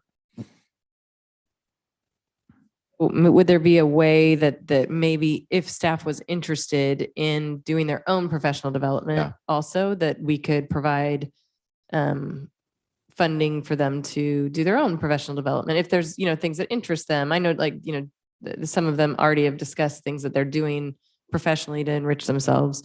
But is that something we could offer, like we did with like Google Classroom stipends? That's a great suggestion. We've been supporting a book study through one of our teachers who's been leading book study groups, but perhaps setting aside monies and having a conversation with some of those teachers about supporting like their group learning. I think that's a great suggestion. A lot of those things are free too. So there's just so many resources out there right now too, but maybe there's a class they want to take or another next level. That's, I think we should consider offering something like that. We sent a teacher on request to a conference, and they came back and shared with the staff. So that's something a model we can look at to like a train the trainer type model. That's a good idea. Okay.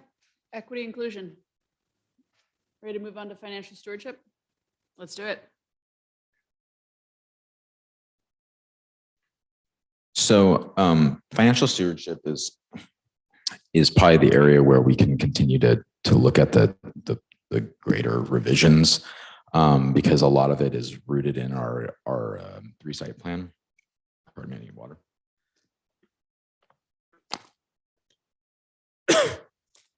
Thank you. So in this first area, it is increasing enrollment. And we've made this year substantial investments and to try to support those efforts. The reason that we put in there the TK teacher and the TK assistant is we've done a good job in getting the TK enrollment. We're up to 40 now, so that means we're also going to need the staff to support them, and that's a pretty big cost. So it's a good problem to have. But we've also invested in our social media as well as our social media advertising. The one I'd really like to note is the communications specialist position, which is Eileen Levin.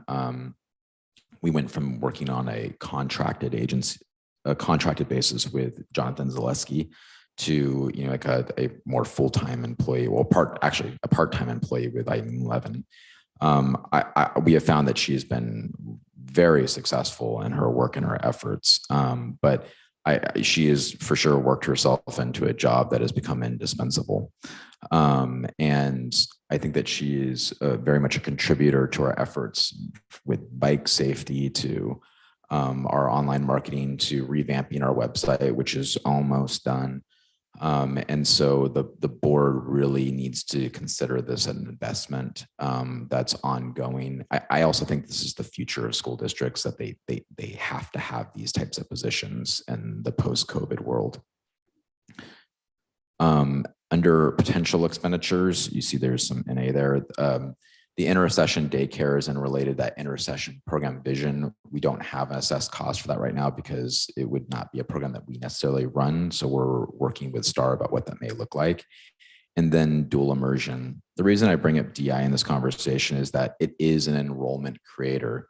There is a lot to implementing a DI program, and there's even more implications to implementing it in a small school district.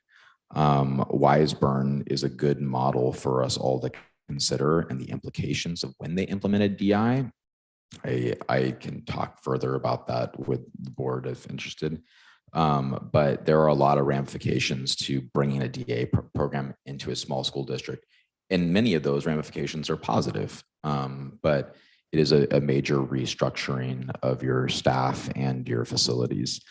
There is a very successful DI program in Redondo Beach at Washington Elementary. It is their largest elementary school. And the benefits are obvious. I mean, like that students that have the experience of learning 2 languages, there's much research to demonstrate that it has positive benefits to learning, not just for them, but also for the campus of which they exist. And I've seen that firsthand, having been located at Adams. So it is a consideration for the board. There are a lot of programming implications to it, though. I have a quick question. Yeah. In terms of enrollment, where were we like the day before the pandemic started? How low did we drop and what are we up to now? So the day before the pandemic started, I mean, like, I'm gonna just calculate it by ADA because that's a matter, but like, you know, we're at 1,300, you know. The day that the low point, or where we ended last year, was 1,190. Where we're at today is 1,240. And our current projected, sorry, I moved my head. Our current projected enrollment is currently sitting, I think, in the 12, a little under, I think it's 3. Peter, I may need a battery. I swear I didn't move my head that time. 2 bars. Maybe I'll just hold the microphone. So that's the growth. You know, it's like, well, why is it 1,223 projected enrollment? It's because we still have incoming enrollment that's occurring right now. And just for context as well, too, we did calculate, we recouped, you know, over 50% of the students that left us during the 2021 school year and the 21-22 school year. And then we 63 permit students, which the prior year we were at 18. So we tripled the number of students that were on permit. Yes, thanks, Stephen. I have just 2 thoughts off this page. One, and I think I brought this up at a board meeting, or maybe Jason, it was just a you and me conversation, but I do think we need to start thinking about creating a separate budget line to talk about communication, marketing, branding. Like if niche is ongoing, if communication specialists are ongoing, I think it's something we have to pull out and then use as a conversation around how much money do we invest in marketing the district. So that's one piece. The second piece, though, is to Jen's earlier point on who are we considering ourselves to compare with, right? The state is experiencing declining enrollment. This isn't a Hermosa thing, right? And so for us to attract students, it is us looking at marketing and then also building the best car possible for people to come in and want to be a part of the best district possible. So just 2 somewhat related things. On enrollment competition. It's getting late. I can't Yeah. make full sense of like Well, market competition is I think was where I was going with that Yeah. piece, but We're gonna win. but we have declining enrollment. So to the point that people aren't Yeah. going to Manhattan Redondo, they are going elsewhere because we have families right on this cusp of means that can do different things. And so how do we create that program? I think it's hard with a small district, but I do think like, you know, if the board wants to have a real conversation of like, are we going to go all in on being a science school or being a dual immersion school? Like Yeah. the time is now to have that conversation and then creating a roadmap to getting there. Yeah, go ahead. Well, I have an opinion about that, but I mean, I just have a thought only because I've experienced the dual immersion program from the ground up from the first day it started at Washington. So, you know, I think having a robust language program at our district would be very wise of us. Do I think it needs to be a dual immersion program? I'm not as convinced as I was maybe a couple of years ago with like, I think that's a, you know, really great idea. But I'm seeing it's very traumatic for a community. It's very traumatic for teaching the staff. Like, you know, you have to replace people because you have to have classes of, you know, and then we just don't have the room to replace, you know, it's just, there's just lots of logistics in a dual immersion program. Adding Spanish or adding Chinese is like hey, we're going to cut, 40 minutes a day or 25, an extra time in our calendar time. Maybe we can negotiate or something. It's like, there's all sorts of, I think, ways to bring in language that would be a smarter move for us. I think science and making us some sort of, IB program where you're, international baccalaureate program, where it's like you have a theme, a thematic thing where it's like it's science or it's sea-based or it's, ocean or it's space. It's like we are totally connected to those two communities, space and sea, and they're right here within our, 2 miles of us. It would be, I think, very smart of us to look at that. That's where I would put my bang for my buck, and I'd move it up to top priority. I'd put languages as like the fourth thing. Something to consider too is that, you the district, you mean like from just, someone that came here in the last 2 years, has a very successful itinerant program, like that. The model of, I'll just take Idea Lab, Sparks Lab, and the STEAM classes. It's pretty remarkable. It's a K-8 robotics program. Mm-hmm. It's not a lot. I don't know of a district that really has that. So I think that like that it's also a model that we know, right? Like that, it's not like a reinvention. It's not as scary because the district knows it. So when we think about language, a parent actually just recently shared with me, I haven't fact checked this, but they were saying back in whenever, like that there was itinerant language that like a teacher would go around and they would provide language lessons in each of the classes.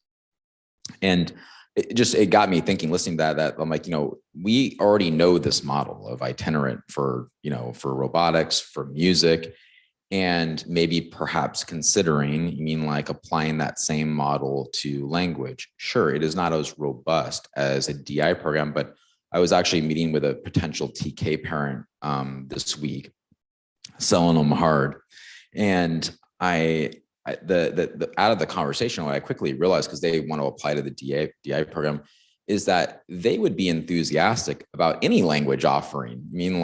And that they, to get into the Redondo DI is, such a crapshoot. Like that they are just like, what can you do? So I think that may be something the board should consider is, adapting the models that we go after for programming with things that we do well, and I think itinerant is something we do well. I agree with you. I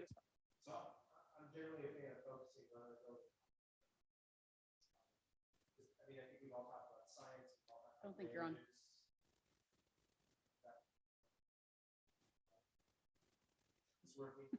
Don't move your head. Yeah. Peter doesn't like that. Peter's asleep. But anyway, okay. I wanted to just give a quick shout out or ask a question in the direction of more arts related stuff. You know, we know Mr. Harrison is just a fantastic and passionate music teacher and has been doing great things in the district for years. We've had parents talk about, or kids ask about arts and theater and, you know, things like that. So I just, you know, I feel like those should at least cross our radar screen. They might get overruled by our decision to focus on science and supplement it with some kind of enhanced language program. And there might be, we can't focus on 10 things because that's not focusing. But I just wanted to throw those out there. And where I'm coming at it from is really channeling my friend Steven and thinking about it from a marketing perspective. Who are those parents that are sending their kids to other schools, to the Chadwicks or the wherevers, and why are they doing it? And how do they talk about those schools and what attracts them to those schools? And if, for example, you felt like there was a segment of parents who want a well-rounded school, who want a school that serves their creative kids as well as their sciencey, mathy kids, you know, then, you know, that might be I was sort of looking through the financial stewardship expenditure ideas, and we haven't gotten through all the pages yet. And I thought this might fit on the third one, but I'm just wondering if we should be thinking about programming that's specifically targeted to, you know, getting kids here because it's popular, even if it doesn't fit thematically with some of the other things we've talked about. I think art is great. My girls love it. I am terrible at it, but I think they're amazing and they love it. And it definitely attracts them. I mean, it's the electives they choose both here and in high school, right? So having a good art program might attract those kids. Hello. Hi. I feel like Quentin's comments are more important because he has multiple microphones in front of him. It's multiple news outlets there. I'm going to talk into my microphone like this, like I'm rapping. I think that's, Don't do it. yeah. Flashbacks. Yeah. Yeah. I'm laughing. I'm thinking about Jen's comment where she turns into a pumpkin after 9 o'clock. I'm feeling very pumpkin-y right now. So yeah, I think that's such a good point. You mean like, and you know, perhaps when we do our surveys of our newest families, we should give consideration in that survey to what programs attracted you to the district. Because one thing that I think is very telling from the NPS survey and the HBF survey last year, Carol and I talked about this a lot, is that it's very interestingly service. Peter, I can only hear myself so many times. I'm sorry. It's a long day. So what I would say is that you know, what was the lead in the HBF survey? It was small class sizes. That was the lead. It wasn't even a program, you know, and that was like the most requested thing. It was funny because in the NPS survey, the most frequently used phrase on strengths was small, you know, so that kind of tells us something about marketing, right? Like that it's, you know, it's kind of like what is it? There's a phrase that it's, you know, it's about the stupid, or it's about the economy stupid. You mean like where it's about like the kind of like the generalized things for what catches parents' opinion. And so that's where like Jessica and I have talked about, maybe it's not even necessarily our programs, but just the way that we explain them. You know, one thing that I think is problematic about our robotics program, you know, as I keep on calling it the robotics program, is that we call it Sparks Lab, Idea Lab, and STEAM. But I don't think anyone really knows what that means if you're not in the game. I know how I know that because when I was, you know, researching to interview to get this job, it took me a while to figure it out. So I think that's just like, that's part of it. You mean like, and I also do think, to the conversation here, I do think that language is an attractive feature, you know, like that has come up a lot in our TKK orientations.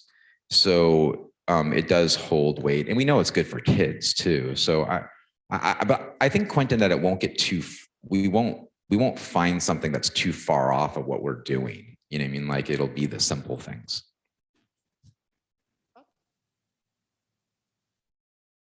It's good. It's also laddering it back up to values and, you know, the critical thinking, problem solving, all the things that, you know, we want our children to be to thrive K through life, and laddering that back up. I can make an argument that music is a language, right? I can make an argument that coding and robotics is a language, you know, and these things are things that we're having to train our children for things that don't yet exist. So it is about multifaceted, and I'd like that iterant, like whatever we can do to show that and complement it. So if they're doing that in class at kindergarten, but then in the afternoon or in the daycare or other things, they can complement it, or at home or through apps, they can complement it modularly. You know, there's ways that you can sort of build that in. I do think Quentin raises a good point, though, that perhaps we should better invest in asking the question, what programs attract enrollment? You know what I mean? Like, and look into that deeper. I think that I could do a better job of that. Mm-hmm. We're down to our last 20 minutes. We have 2 slides left, and then I want to give some space just to wrap up. So let's get through these last 2 slides, and then we'll have time just to wrap. So the next slide is in relation to the view construction project. So what you see there, that list of new projected expenditures, is just a required need for the 3-site plan. It's not very sexy, but it is a required need. Yeah, we're on that spot. So these were identified needs in the board presentation in February. And you can see the associated costs that we must build into our budget. On the potential expenditures, you mean like that special education staffing is related to the co-teach model, as well as potential services, like we're just calling that 2 FTE, because that's when we're looking at like gaps, like that is the potential. And I think it is a sliding scale with that potential. It could be as low as 0.5, it could be as high as 2.0. And then you see also below there, you mean like on the theme of construction is, Valley modernization. That $6 million there is what the state owes us. It's what Governor Newsom owes me. Yeah, I owe you. And those are the state matching dollars, which we are in line for. And we are building, Paula, I and the Valley team are building a plan to present to the board, a priority list of when those monies do come, what we would recommend doing. We didn't make it up. We're basing it off of the GKK report that was done in 2014. And then also updating it for the things that we've done. And a lot of modernization has taken place at Valley, mind you. And some things as simple as paving the parking lot, which was in the GKK report, to the ornamental fencing, to the network infrastructure on that campus. And we're painting it as well too. Was it sea gray? An eggshell white. Maggie loves it. So that I'm going to go ahead and jump down. My last comment on this is on though the view construction project is over, next year construction will not be over. There's still a lot to be done. We've learned this from Vista, that it will still very much be on. That doesn't mean that we can't move on to other things, but I want to preface that it is not going to be over next year. Slide to the final slide. This is our expanding community business partnerships with local and non-local organizations. I really want to give a huge shout out to Aaron and the HBF team. I think that they went out and they've built upon HBF's work and continue just to get it done with those partnerships. On our end, I think that every board member has brought this up at this point, that we are looking for elective option selection expansion. What you see there is the equivalent of 5 FTE, or sorry, 0.8 FTE. And that is would be 5 sections of additional electives, potentially. Again, a sliding scale based upon what the potential need could be. And yes, that is rooted in a middle school type look of funding. And we've talked about itinerant, so that could come in different forms at elementary. On the bond exploration, we have been working for the last few months, or 6 months, I think I would say, in investigating various areas of improvement that might be revenue generating. And we've identified solar technology, that's hardware, and turf as potential investments that could create revenue, either through facilities use, through savings from maintenance and operations, or from just better purchasing power, such as hardware, where you purchase on a long-term agreement rather than in pieces. In order to do a bond exploration, there are upfront costs.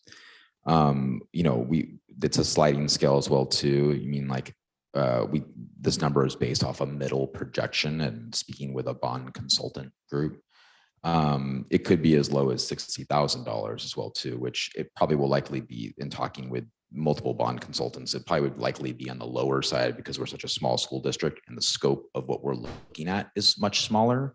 But I think it could potentially have big impacts for our school district's enrollment as well as revenue generation. I think it's just, these projects are just smarter and would make a lot of sense to the community and the district. Thank you. I'll just throw in my hat off the bond exploration. So going back to the GKK plan, right, that was a long-term facilities master plan that the board approved, which started in 2014. We hired the consultants to do that. We also then had the community stakeholder groups running a parallel side, right? So it's making sure there's the community involvement, there's the technical assessment of what's needed in order to justify why you need the money, right? So you have to put money in order to show that where the money gets spent and be able to justify it to voters. So it makes sense to me, what you put out there. Okay. We had a lot of different thoughts tonight. We are in the last week of March. So heading up, we have April, May, June, basically the next 3 months to get our thoughts together in order to be able to have a comprehensive conversation in June for LCAP and budgets and goal setting for next year, right? Correct. So with those next 3 months coming out of this meeting, JC, I think you've heard a lot of different ideas from the board. Maggie, can I intercept? I know you're coming to the wrap, but can we ask questions about those last couple of slides? Sure. I know you're chomping at the bit to. No. I was going to move us into process, but go ahead. Let's do some questions on the slides. Well, there's a couple of things. The Valley modernization, to me, that's a large number. You mentioned it's coming out of something that, there's a lot of due diligence about, and we've got hopefully monies coming to us from this. Does that also include a district office as well? Because the original plan was to have a district office at Valley, and I'm not. I know that we talked about it, and we talked about the plan potentially shaping as we plan for next year, and then maybe things move and wherever else. But I just, as we look to that bridge and that enrollment and that growth, I also wonder where the ultimate resting place is of the district. It's a great question. We are prioritizing Valley student facilities in our current, what we're looking at in the GKK plan. And we're still in the process of assessing with those identified items that we have, really trying to ballpark out their costs in a way that, is meaningful. So I think it's too early for me to be able to assess whether or not that I would allow for a district office. What I will say is that we are looking at it from the lens of prioritizing work at Valley before any sort of district I think facility. including that was like science labs and other things, right, which feeds back into our earlier conversations. Yeah, that's a great point. Yes, it did. Science was a priorities. Yeah. I guess the other thing, I know this is not topic, but food services, obviously you got a new site, you need food, and there's new state because of lunches and whatever else. But it's just kind of, food is also always on a survey from Yeah. students, and, you know, quality of food and how we provide that food, and what we live in a world where you can sort of DoorDash and whatever else. And is there a more economical, more healthy, more, you know, better way of providing food than the current option? So that again is one for another time, but I just, as I see it's like a trigger point for me, because it's not only a financial implication, but it's also like, it's a high sort of our customers demand, and we know that if they eat better, they're going to be educated better. So that's just we have not given up on the food piece. I know that you're like, let's not go down this road, but like, it is something we're working on. I will say that the changing legislation caught even those different food vendors that we were on the verge of partnering with by surprise. Right. And they're trying to figure out how to adjust their model so they can even enter the public school market. Okay. That's a road bump. I don't see it as a long-term barrier. So we're still working on it. We probably won't get there next year, but it's a priority. We see it in the NPS survey too. And one of the things that we did is we, met with ASB off the NPS survey and met with students, and we worked with the CDE in order to allow us to approve bringing back the salad bar, for example. I mean, so like there's things that can be done, yeah. And then on the last slide was around these bond explorations. I'm with you. I know I just support, and I think wherever else. The problem is that probably with some of those, did we need to have started 3 months ago in order, because there is and I know that you were going to fall on your sword about nothing can start until we finish construction and get view sorted and wherever else. And I think that was the board consensus. That's great and it's smart. But then there's the sort of wins beget wins, and when can bonds actually happen, and who's going to make them happen from our community, who are going to step up to help lead that charge. So it raises a whole series of important things that you could explore it, but is it going to happen by November? Or is it going to happen or are we punting it for 2 years? And are we okay with that? So I'm just curious to the board's input. I think that Stephen raises a great question. It's something that I also think it's worthy of discussion about timeline for a potential bond exploration. People want to take a stab at it? I have thoughts if no one else does. We're gonna have thoughts, but I'd love to hear your thoughts first. Yeah, I can jump in. I would fall on the same sword. I don't think we're ready for this November. I think we need to finish construction. I think we need to show that we can operate 3 schools successfully. Something we haven't done, something there's just not time to show by November to be able to do that. It sucks that we would have to wait 2 more years. I won't argue with that.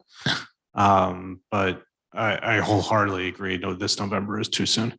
I don't think that sets us up to win. Yeah, I agree with Doug. I don't need to repeat it. Okay. So just if you do the math on it, right? So just to take it off the table so everyone understands why the timing's off. For a November election, I think the board has to approve it to go on by July, which means between now and July, we've done everything we need to do to prove to the voters that we would want to put a bond on the November election. So it seems crazy. So then But then there's also, let's assume it does push, then what's the work back schedule? Let me just keep it going out. So let's say we then choose to do a special election in 2023, then the district has to put out the money to call for a special election. So for Quentin, the best numbers we had on that, if we had done a special election for that seat, it was going to be $50,000 or $150,000. 100. I thought it was about 80 to 100. It was 60,000 for his election. Thank you, Quentin. You saved us money. So there's that. It would cost us money, but is that a worthwhile cost to put out? You have to justify to the voters that we're going to call for a special election in order to do this, in order to bring in X number of millions of dollars for that. So you go out 2 years and it doesn't cost us anything to put it on the 2024 election, right? And so if you work it backwards, so 2024 November, board has to approve by July, right? So that gives us then 2 years starting from this July to pull together a bond exploration committee with community stakeholders, finding a group that we wanted to do a master plan with, having that master plan approved by community stakeholders, right? And then going out to do the work. So that's where I do think it is a 2-year process for us to do it right, for us to share the vision with the community and have everyone do it properly. Anyone want to go for 2023? Like, As the rookie here, can I just ask a question for all of you guys more experienced at this?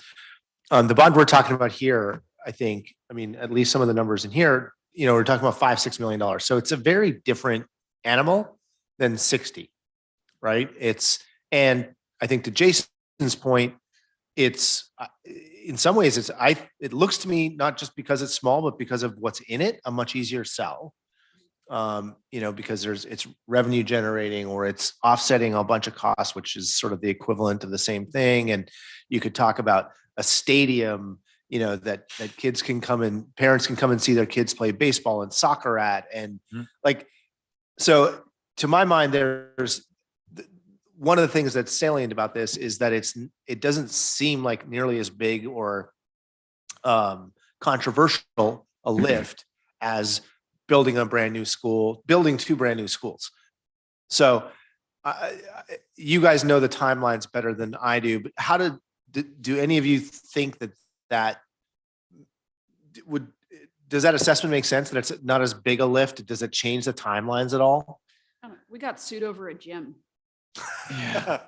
I think also let's look at our neighbors for a playbook. Like they did go in a special election. They did, do senior citizens being exempt. They did certain things that like, hey, that's the playbook. They've won. They moved over a community that was failing before and they got the thing. So I wouldn't, I think, yes, I agree. I'm with you, but I wouldn't rule out next year or doing it as a special, because there may be better get out the vote and parent vote to get that one over the line.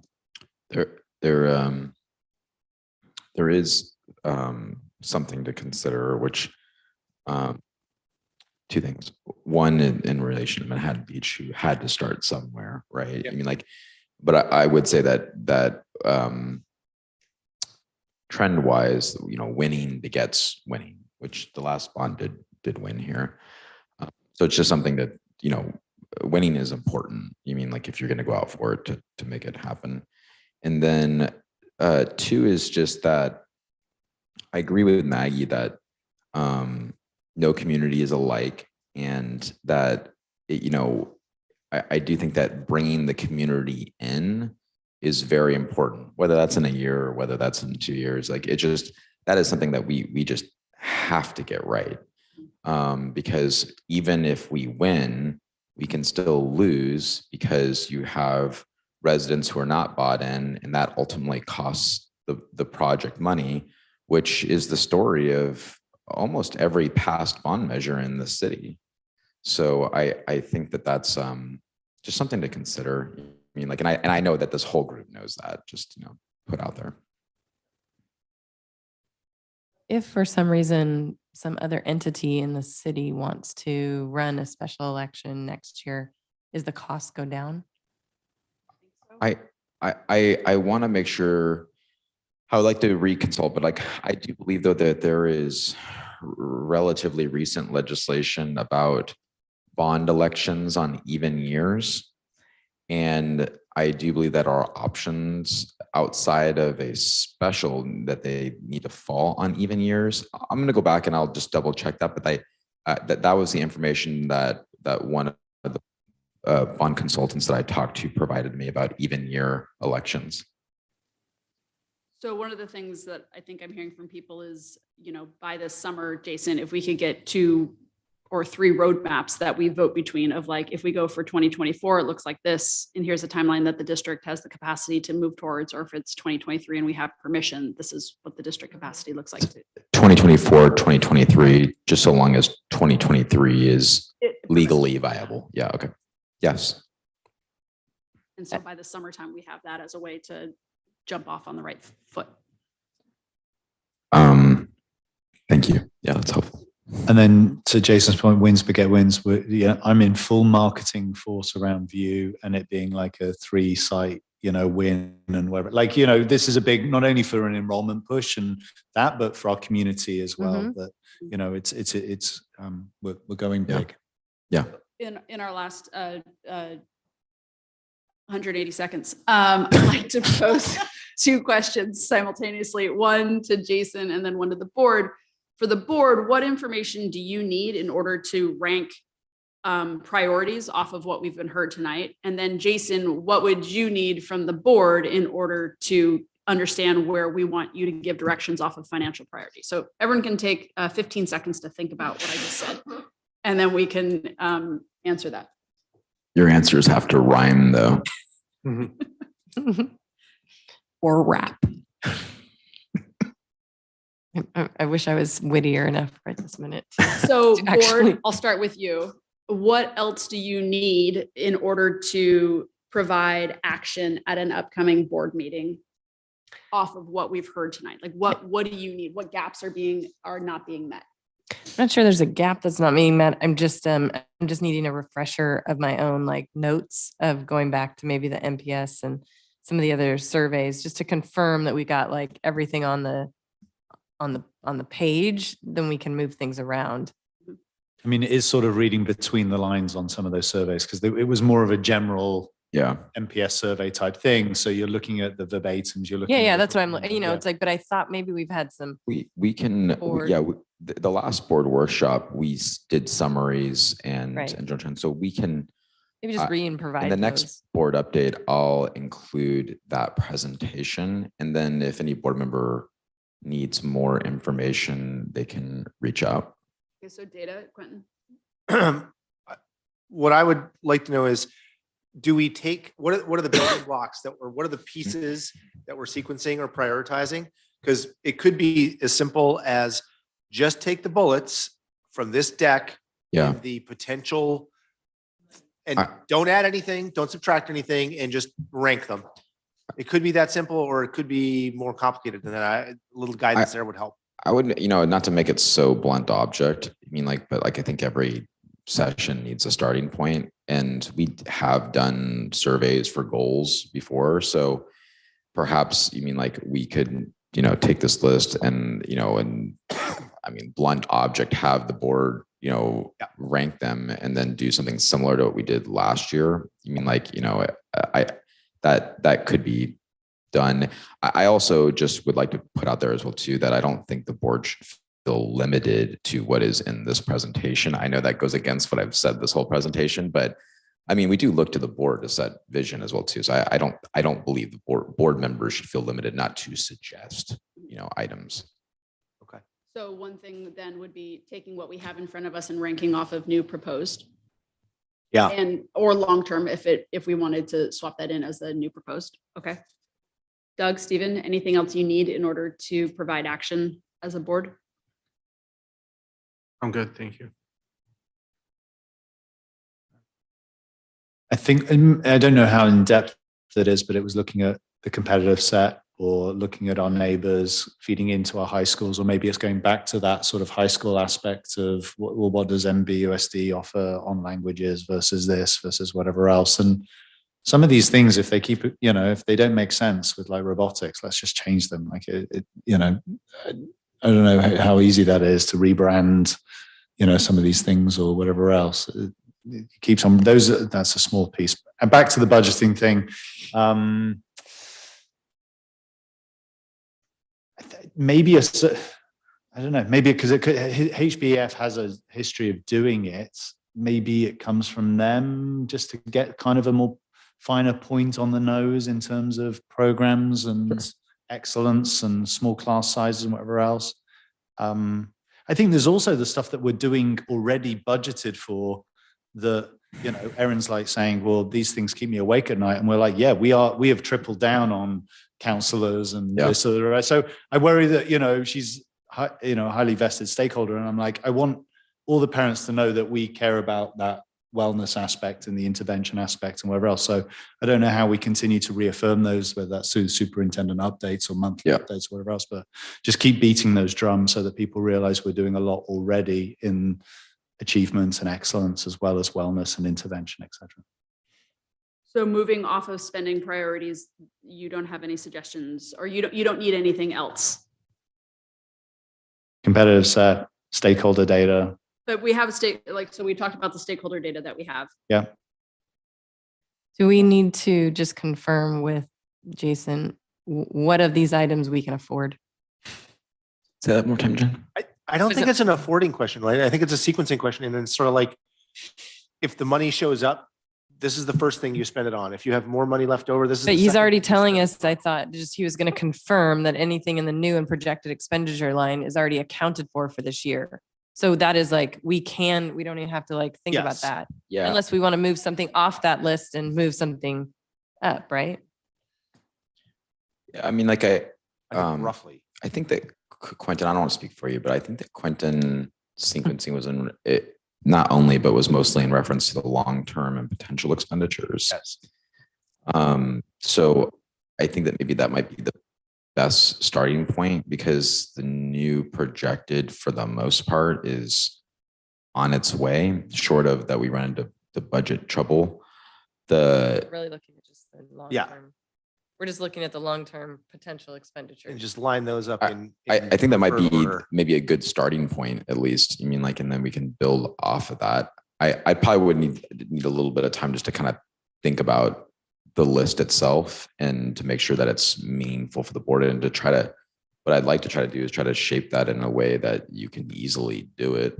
So in terms of looking at this then, since we are 12 days out, 13 days out from our next board meeting, give or take, it probably makes the most sense in April that that'll be an information update off of where we are with this. So if we have questions off of board update materials, off of data, off of ranking processes, we can address that at the April meeting. And then we try at our May meeting to come to a better consensus on where we want our goals and spending priorities to lie. Yeah. Right.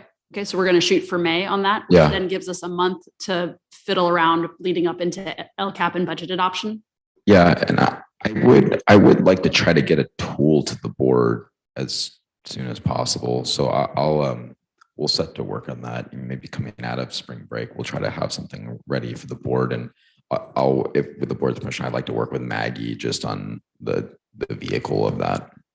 And to Stephen's point, I mean, maybe it's a way to work with Aaron and HBEF to sort of do a survey, right? Like you could. If it's a tool that we could easily fill out, maybe it's a tool that can also be filled out by others in the community. It'd also be a marketing tool. It's like, hey, we want to stretch to get to these things. What give now if you haven't given now, but for those that have given, what are your views or whatever? I would love if it came from HBF, and I will say why, because there has been feedback that we're over surveying our community and students.